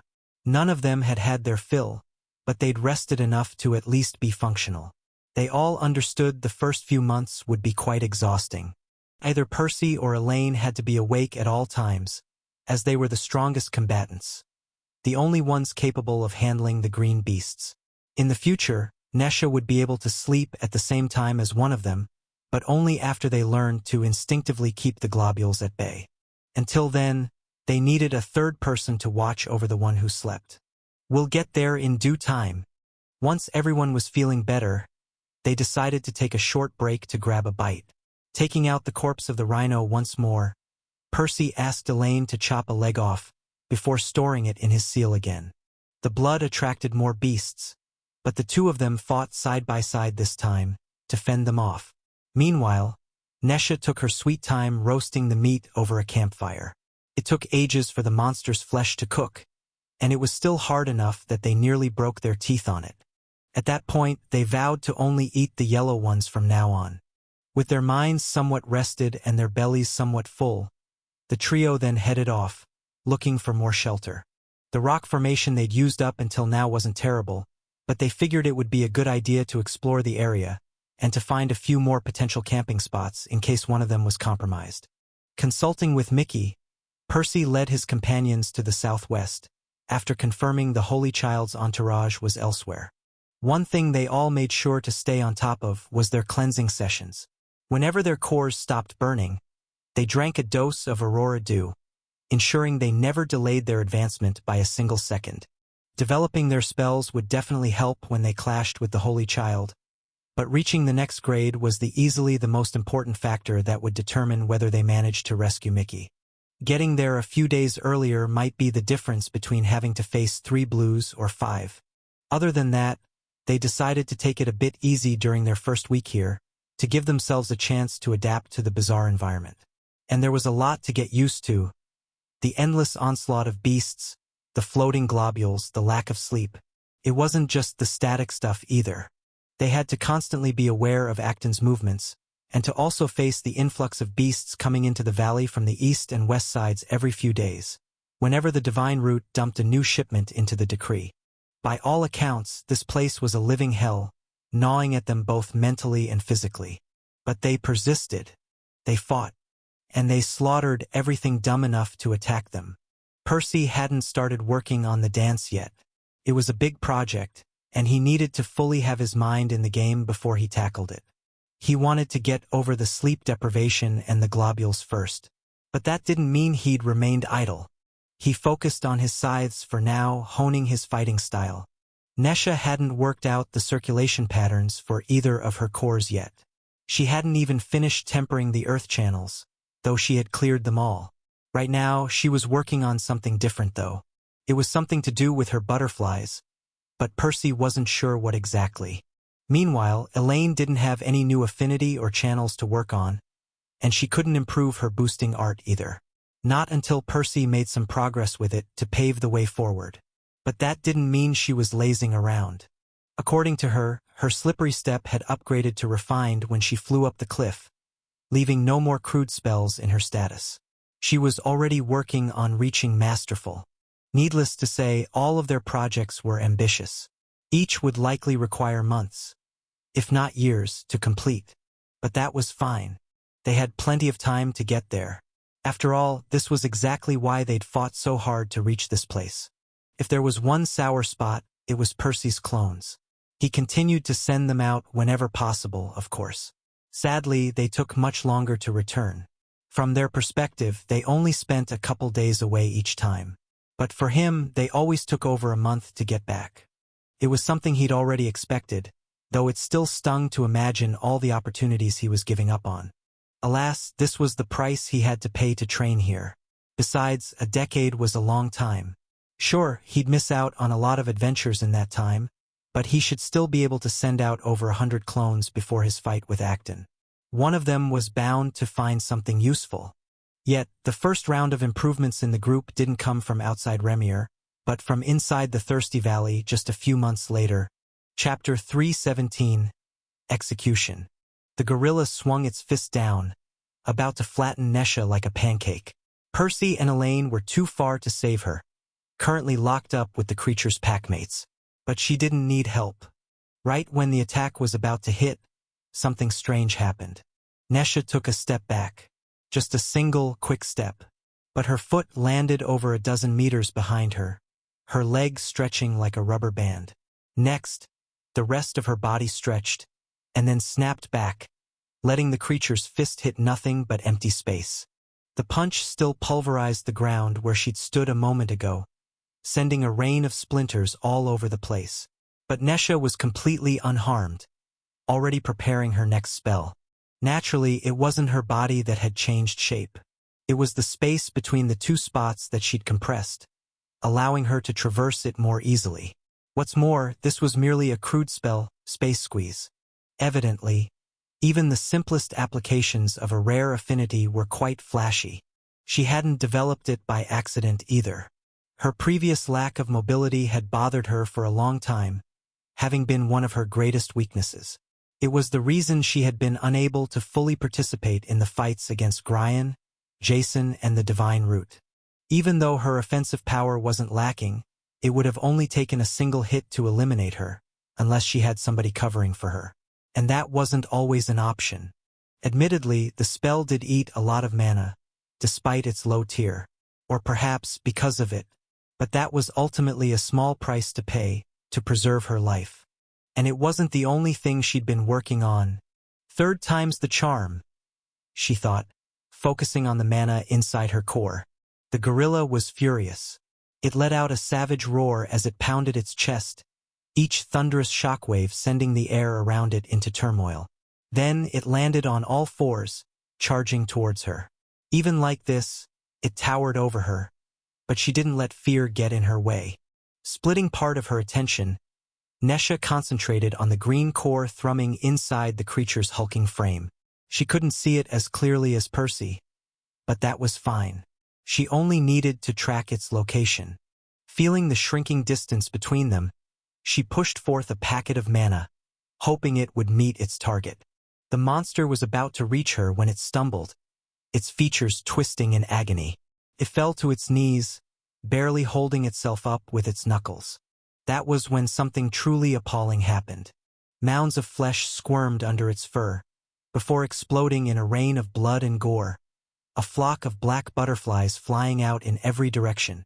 The gorilla was still alive, as she'd failed to teleport any of her constructs directly inside its skull, but it wouldn't be able to continue fighting like this. Listening to its gurgled howls, Nesha felt bad for the creature. She launched another barrage of butterflies, this time into its head, finally putting it out of its misery. The status didn't miss its cue either, celebrating her first solo victory against a green beast with an announcement of its own. Congratulations! Your spell has evolved. Chaotic Garden, Refined Chaotic Execution, Refined. For a long time, she'd been unable to control the exact spot where the butterflies manifested. The best she had been able to do was to surround her opponents and attack them from every direction. But she'd known this was only a testament to her own lack of skill. There wasn't any reason why she shouldn't be able to send her constructs directly inside an enemy's body. Support the author by searching for the original publication of this novel.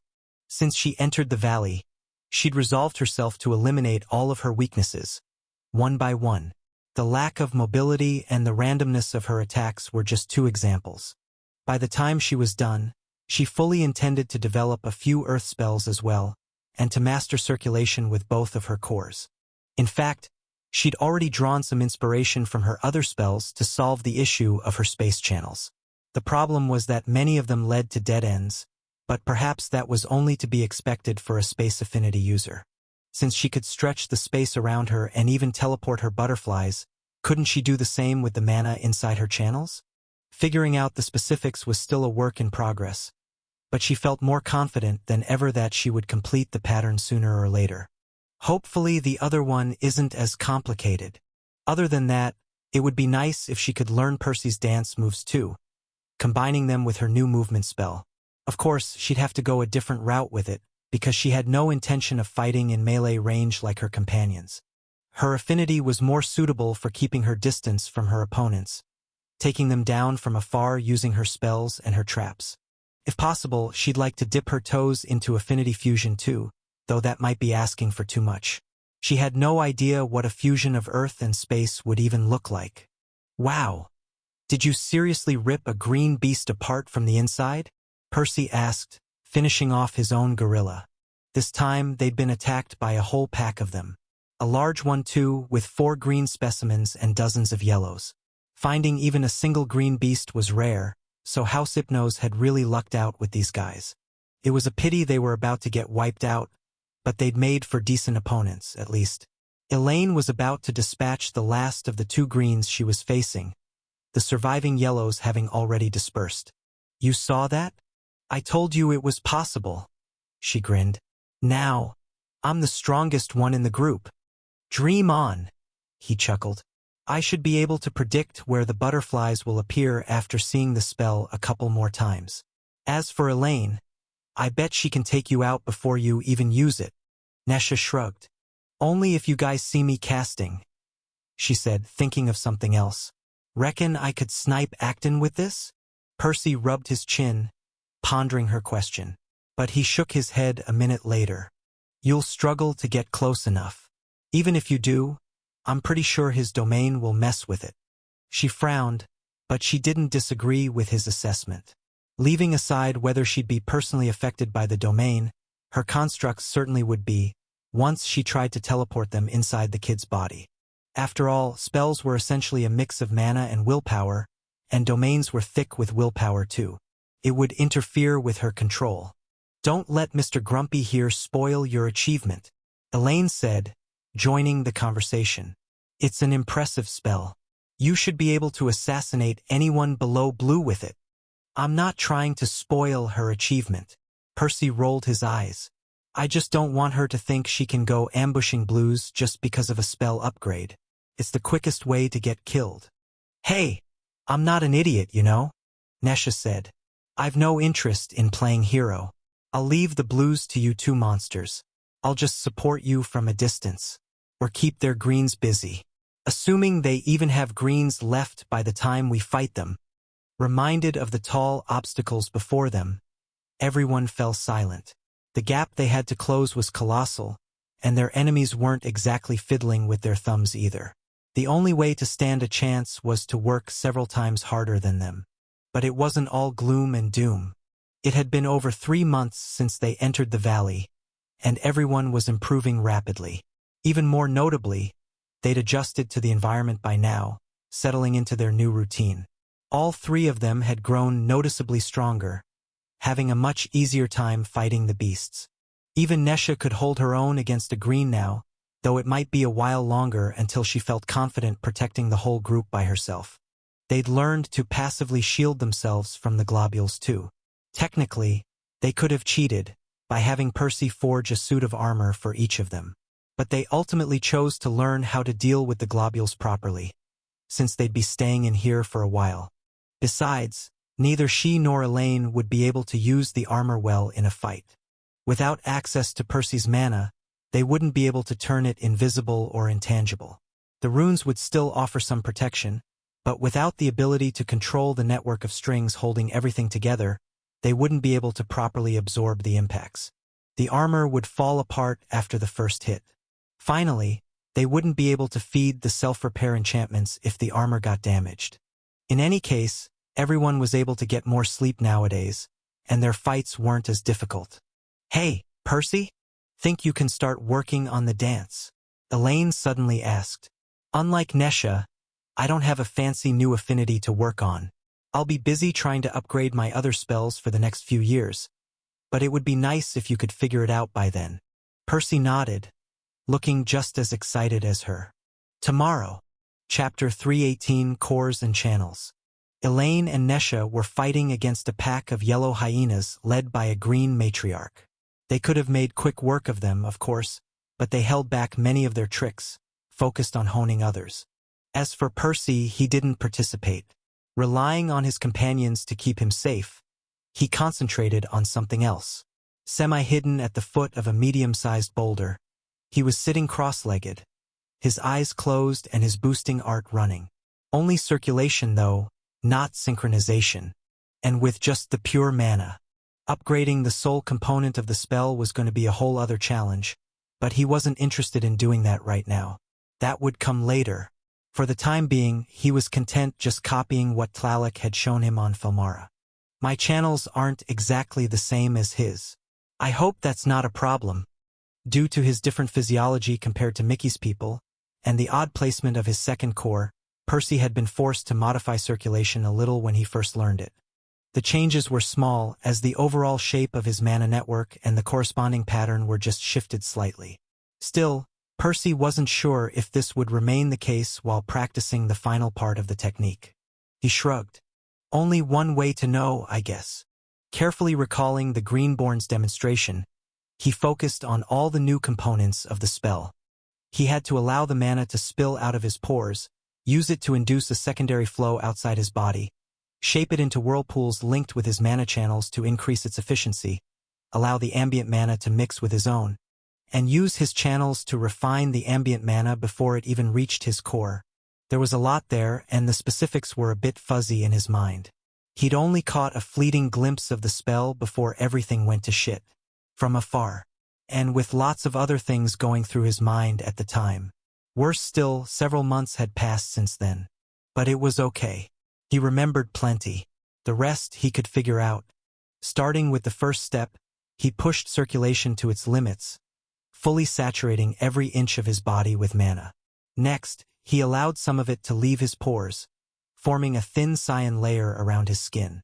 This wasn't that novel by itself. Every mage had to push mana outside their body whenever they wanted to cast a spell. And Percy had inadvertently stepped an inch closer to the dance on his own, via synchronization and his mantle of deceit. There was too much mana to store in his body, so he was used to keeping some outside as a temporary storage. A buffer until he cast a spell with it. The only difference was that this shroud was always static. Closer to a stagnant pool of water than a river. It never contributed to the flow itself, remaining separate from his boosting art. This was what he had to change to complete the spell. What if I try to reabsorb it? Mages typically drew ambient mana into their lungs before refining it inside their cores, converting it to their own affinity and adding their willpower. As for mana channels, they were mostly there to expel the mana from their bodies and to cast spells with it. Technically, it was possible to pull ambient mana through their channels. In fact, that was what every child had to do to clear the first couple of channels and activate their core. But the process was far slower, taking a few days at minimum. Either way, the mana currently coating Percy's body wasn't ambient mana. It was his own. He could easily absorb it whichever way he wanted. Moving a large chunk of the cyan mana to his nose, he breathed it in. Since it already belonged to him, it coursed through his body without obstruction, passing first through his core and then his channels before getting expelled from his pores again. Finally, it reached his nose and his lungs for the second time, completing the cycle. Over the next few minutes, he continued to recycle his mana as he drew some ambient mana from the air around him as well, to refill his channels. By the time he got used to it, he felt a little different. His muscles had grown stronger, his mind clearer. In fact, this was how it felt whenever he activated the boosting art in the first place, proving he was on the right path. That said, the change was minuscule. He wouldn't have noticed if he hadn't looked for it. If he had to put a number, he'd grown about 2–3% stronger. Still quite impressive, given how easily he had accomplished it. Enjoying the story? Show your support by reading it on the official site. Wait, no. This boost is going to disappear immediately once I get in a fight. Right now, Percy was merely recycling his own mana. When he started using it, he'd have to replenish it with ambient mana from his surroundings. He could only breathe so fast, and his lungs had a limited capacity. He'd inevitably have to dilute this secondary flow, which would rob him of the new boost. Replenishing the lost mana was something he already had to juggle when using his boosting art, but he usually only had to worry about keeping his output equal or lower to his input. If he breathed in his own mana, he was essentially reducing his input even further, which wasn't sustainable. Alright, I can see why Mickey's ancestors learned to absorb mana directly from their pores. It was tantamount to breathing with every inch of their body, at least as far as their mana intake was concerned. It was the only way to boost not only their capacity, but also their mana regeneration. This was especially important because mana kept outside the body tended to leak over time, meaning they would have to absorb an even greater volume to benefit from it. The only question was, how did they do it? I suppose I can worry about absorbing and converting the ambient mana later. For now, let's focus on the breathing part. Percy stopped moving the excess mana to his nose and slowed down his breaths, allowing his channels to empty slightly. Next, he absorbed the cyan film directly through his skin, pulling the mana through some channels and expelling it through others. It wouldn't have looked any different to the naked eye, but Percy's eyes were a little more special than that. He instantly noticed the motes snaking in and out of his body, forming lots of tiny loops. He kept this up for a few minutes until he grew accustomed to the feeling. Then, he added some more mana to the system, saturating his channels again. And the effect was immediate. His strength grew by a couple percentage points once more. Next, he re-established the other external flow passing through his lungs, pushing the boosting art a little further still. 5%. Not bad. But again, it'll crumble the moment I try to add more ambient mana to the mix. At least, the mana looping through his skin wouldn't be affected, but a 3% boost was barely worth mentioning. Percy was a lot greedier than that. He had to find a way to boost his regeneration as much as his capacity. Clearly, he had to draw the ambient mana through his channels. There was no avoiding that. But there were two problems with that idea. First, the flow would be slow and inefficient, as mentioned previously. Not just that, but both his channels and core were already saturated. He couldn't fit any more inside his body, nor could he make it flow any faster than it already was. This was why he even needed to create an external flow in the first place. Okay, that explains why Tlaloc had to use his own mana to refine the ambient mana outside his core. But how is such a thing even possible? Mana cores were extremely intricate organs with lots of functions. As far as Percy could tell, every core was equipped with some innate concepts corresponding to one's affinity. This was what allowed them to cleanse mana of other types and to assume control of it. How could he seize the ambient mana without his core's help? Through his mana channels, perhaps? But that didn't make any sense. It was widely known that mana channels were different from a core. Sure, they could store and transmit mana, but they lacked most of a core's key functions. Didn't they? Or maybe that's wrong? Perhaps the distinction between one's core and mana channels wasn't as clear as he thought it was. Mickey's regulation did work differently from Percy's soul conversion. It allowed him to convert some of the ice mana to beast mana as it traveled through his veins. His channels, essentially. Percy had chalked this up to a feature unique to the beast affinity. But maybe it was a broader property of mana channels. Actually, how does circulation even work? Obviously, it allowed him to absorb and store more mana in his body. But it affected so much more than merely his capacity and regeneration. Why did it enhance his physical strength? His muscles weren't fueled by mana, so where was the extra power coming from? Come to think of it, activating the boosting art has always felt a bit like when my cores advanced to the next grade. It wasn't exactly the same. The feeling was shallower, weaker, temporary. Still, circulation did offer the same holistic improvements to Percy's very existence. From strengthening his body, to sharpening his senses and calming his mind. He'd always thought of his tempered channels as an extension of his core, and the boosting art as elevating his strength by half a grade, because that was effectively what the spell did. But perhaps this was more literal than he had thought. Well, that can't be completely right. He knew for a fact that the dance didn't triple one's lifespan. If it did, then Yellowborns on both Huehue and Felmara would have been able to reach godhood. Yet neither of the two planets was considered a greater spring. It seemed the spell's effect was less substantial than a true advancement. It increased the quantity of one's mana, but not its quality, its grade. Perhaps that was the difference between boosting one's strength and extending their lifespan. In any case, that didn't matter right now. If his mana channels could truly function like an extension of his core, then he should be able to refine the ambient mana in there. Happy with his guess, he grinned. Now we're getting somewhere. Chapter 319, Ambient Mana. Several months had passed inside the valley. Everyone was making good progress towards the next grade, having never missed a single cleansing session. None of Acton's guards had advanced either, which was great news. Other than that, Elaine and Nesha were both growing stronger by the day, constantly fighting against the beasts and honing their magic. They'd registered a couple new crude spells each, with Nesha having even started practicing with her earth affinity. In fact, she was this close to mastering circulation with her space mana too, having made a ton of progress with the corresponding pattern.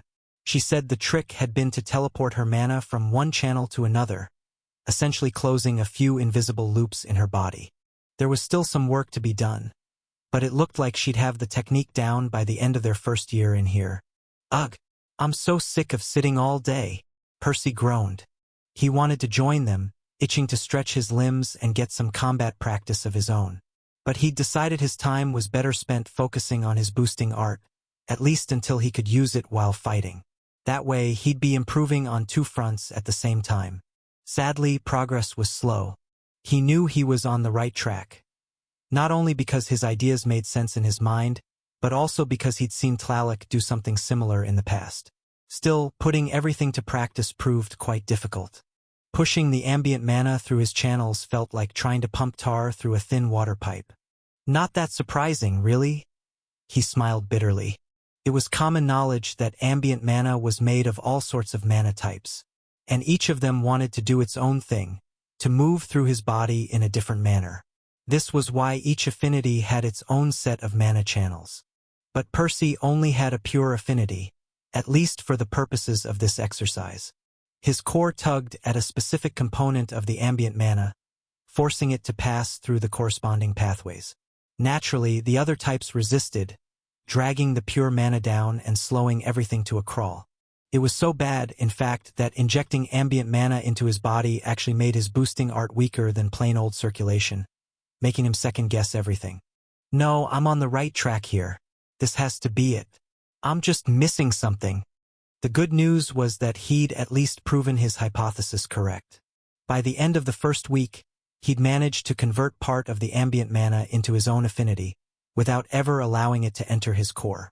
Clearly, his channels could indeed reproduce some of the functions of his core, albeit inefficiently. The problem was that pure cores were already bad at converting other types into their own, and his channels were even worse than his core. He could only convert a tiny amount after having it flow through his body for several minutes, and the output wasn't even worth mentioning. But what was he doing wrong? In theory, he could keep at it for years, and his efficiency was bound to increase slightly. Still, at the abysmal rate he was improving, he doubted he'd get any good at this for centuries. And Tlaloc clearly wasn't that old. Thinking back to the Greenborn's demonstration, Percy compared it to what he was currently doing. It was the same thing. The internal pattern of circulation hadn't changed, and he was trying to convert the ambient mana inside his body, just like his friend had done. The only difference was that he hadn't added the whirlpools yet, because he didn't want to pull more ambient mana until he figured out what to do with it. Maybe that's the issue? He suddenly thought, raising an eyebrow. Royal Road is the home of this novel. Visit there to read the original and support the author. He was used to breaking complex problems into simpler tasks, to tackle them more easily. Learn how to absorb ambient mana, figure out how to convert it, scale the whole thing up.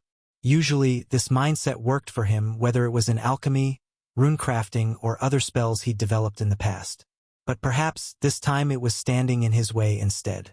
How would a greater quantity of ambient mana help me convert it faster though? He pondered over that idea for a couple of minutes, before ultimately shaking his head.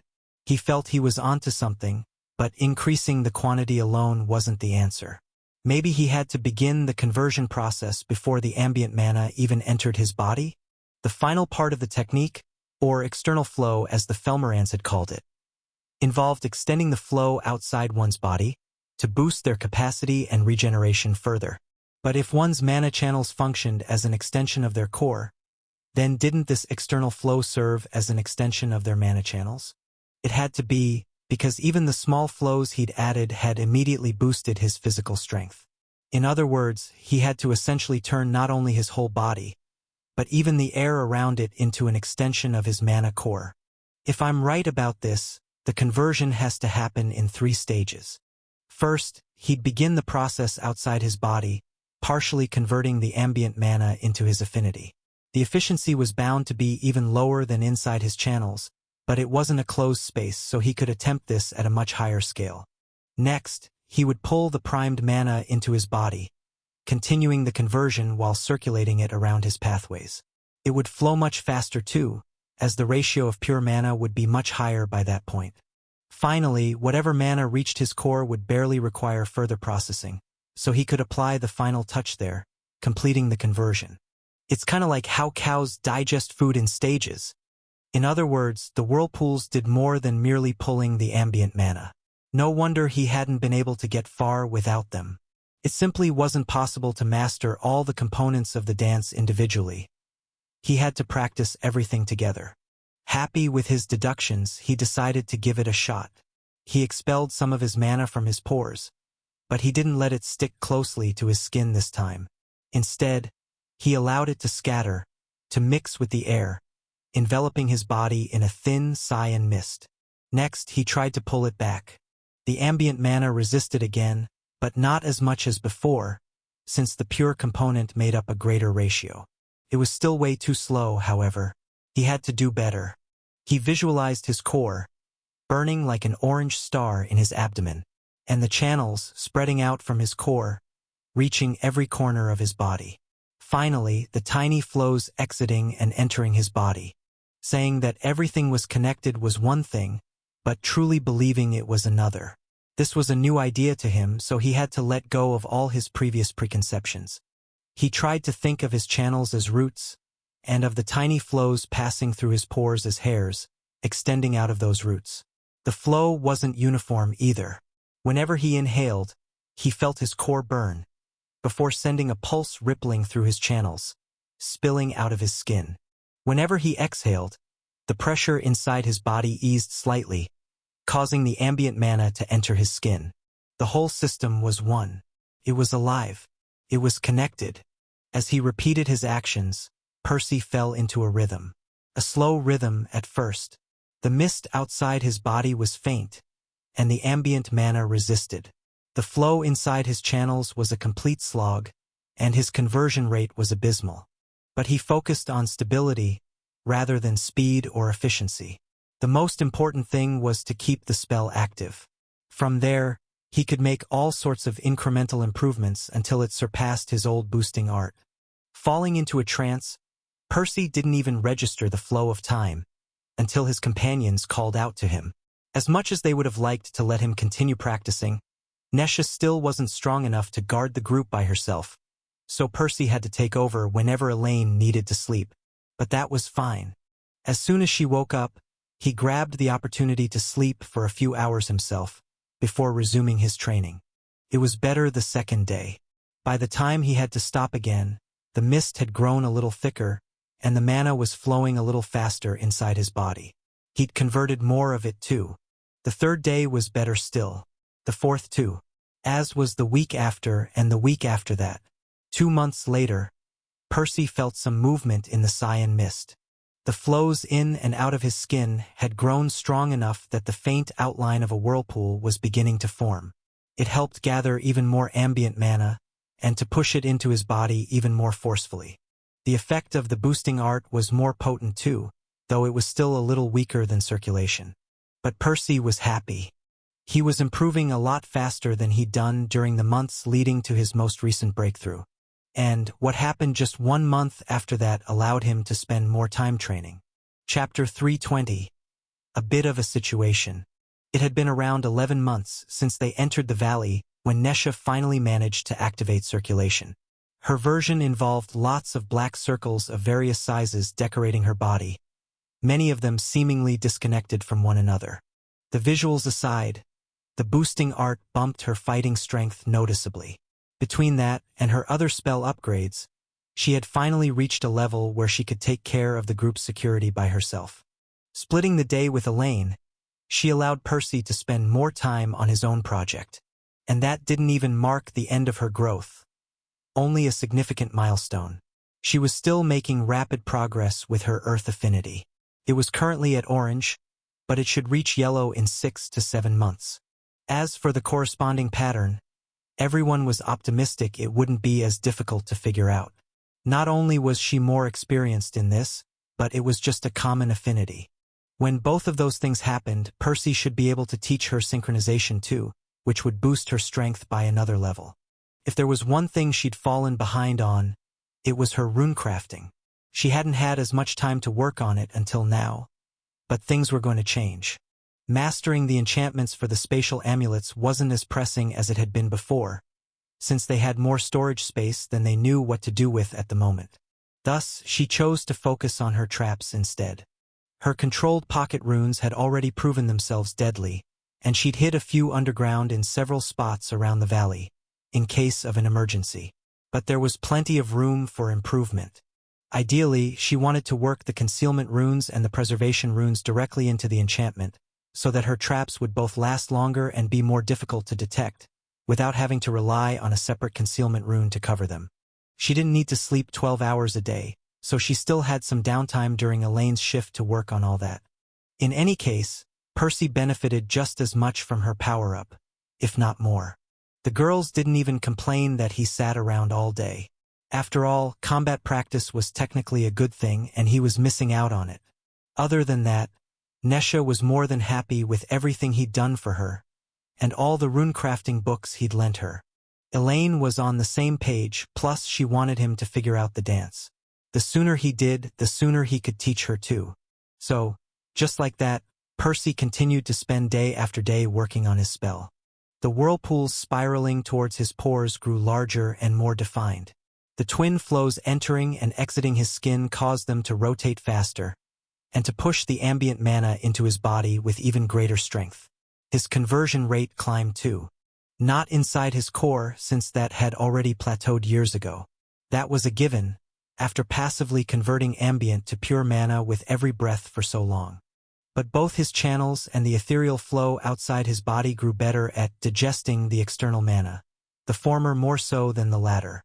Several more months had passed by the time the next major change occurred. Nesha and Elaine both advanced their second cores, a few days apart from one another. Elaine, in particular, had grown extremely powerful. Even though she only had a single affinity, the power afforded to her by 2 green cores wasn't a joke, especially when she used circulation. The group even floated the idea of ambushing Acton ahead of time. Leaving the boy's domain aside, Elaine was probably stronger than him when it came to brute strength alone. It wasn't impossible to take him out if she had the element of surprise. It would be tough and risky. Percy and Nesha handling 5 greens by themselves wouldn't be easy either. But it wasn't necessarily impossible. At least, it wasn't clear that waiting a decade would put them in a better position, given how many more blues they'd have to fight. Sadly, it turned out this wasn't even on the table.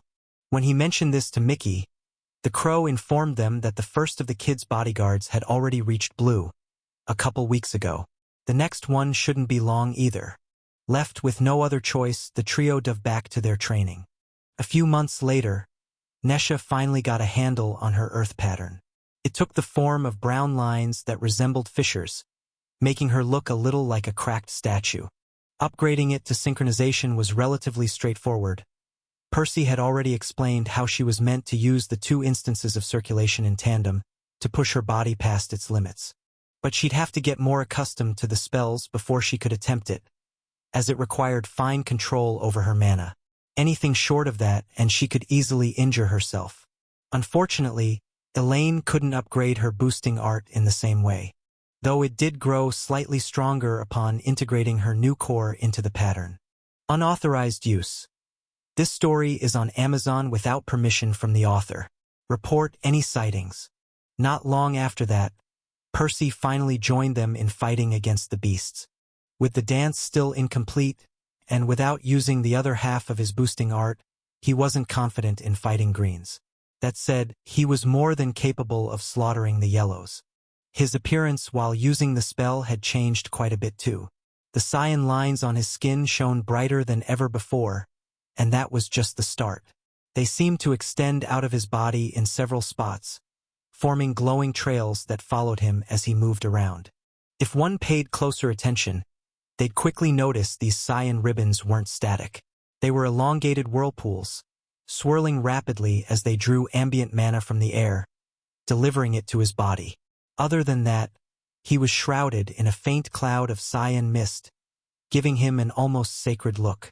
Unfortunately, Percy wasn't too happy with his new spell. TSCH. I knew it would be harder to keep it up while fighting. Unlike circulation, which took effect mainly inside his body, the final part of the dance was a lot easier to disturb. His fluctuating mana expenditure shattered the fragile balance he had painstakingly created. His erratic movements on the battlefield made it difficult for the mist and the whirlpools to keep up with him, forcing him to devote a lot of effort into maintaining the technique. Consequently, its efficiency dropped by several points during a fight, making it almost comically weak. Mastering this is going to take even longer than I thought. He smiled bitterly. That said, the path forward was clear. The more used he got to the complex spell, the more robust it would be. The faster the whirlpools spun, the harder it would be for his movements to disturb them. If anything, the way he danced around the battlefield was ultimately a good thing. Right now, it was holding him back, but it should eventually allow him to collect more ambient mana from his surroundings than if he was to stand still. Raziel's people were probably missing out on that, having foolishly discarded the physical components of the technique. But fine-tuning everything and pushing the spell to its very limits would easily take a few more years. Maybe longer. Will it even be possible for Elaine to learn it in time? He could try to explain what he was currently doing and the principles behind it to get her started. However, his demonstration would be a poor substitute for Tlalix. Even worse, she'd have to make several adjustments to the spell, since nobody had a clue how the water affinity even interacted with ambient mana. Perhaps the whirlpools in the final product would take on a vastly different shape in her case. If that wasn't enough, Elaine had zero practice in mana conversion. Unlike Percy, who had two affinities and who had spent some time in the past learning to more deliberately transfer mana between his cores, Elaine would have to work on this from scratch alongside the dance. If she can't learn it in time, beating the blues is going to be so much harder. With a blue core and the dance, Elaine would have probably been able to handle the entire group by herself. Now, it very much looked like Percy would have to chip in, taking on one of them. It would all depend on how many of them advanced. Oh well, we'll cross that bridge when we get to it. On a more positive note, Percy's involvement lifted some pressure off his companions, giving Nesha more time to invest in runecrafting. In fact, Elaine also expressed some interest in it for the first time, probably realizing she didn't have as many avenues to grow, despite her higher starting point. She knew it would be years before she got any good at it, but she seemed to have resolved herself to at least try. And that wasn't the only thing she did. She took it upon herself to replace everyone's tattoos whenever they faded. Percy had brewed a lot of ink of both types before leaving Twilight City, but there was no way Martina's tattoos would have lasted a decade. Even though they'd never been pushed to the point of having to use them, they still replaced them whenever necessary, in case they bit off more than they could chew one day. More years passed. The group continued to improve. Nesha registered synchronization and even completed her new traps, spreading them all over the temporal decree hidden underground. Percy made great strides with the dance, getting used to fighting with it. It was already more potent than the pure half of synchronization, and he'd even started using soul mana alongside it, although he hadn't tried to elevate that to the dance yet. Suffice to say, his combat strength finally caught up to its previous level, and continued climbing rapidly from there. The spell hadn't registered yet, but he knew it was only a matter of time. In fact, he resumed working on his fighting style too, hoping to get better at manipulating his scythes. Elaine had also started practicing the dance at some point. As soon as Percy was able to fight green beasts again, he took over some of her responsibilities, giving her the chance to work on her boosting art. Once he was certain that his approach was correct, he taught her his methods. Unfortunately, she was still having as much trouble with it as they'd feared she would. Separated by a few dozen miles, their enemies improved too.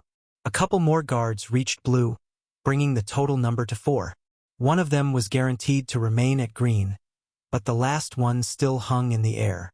This was almost the worst-case scenario. If that wasn't enough, Mickey told Percy that everyone had grown much stronger, with Acton making the most progress with his magic. Apparently, the now young man could use his mud affinity well, and he was currently busy upgrading all his spells with it. With all the new information, the parameters surrounding the eventual confrontation were starting to grow clearer in Percy's mind. A few questions remained unanswered for now, but that would change the closer they moved to the fateful day. However, something unexpected happened one day. Something that could potentially shake things up. One of his clones ran into a bit of a situation,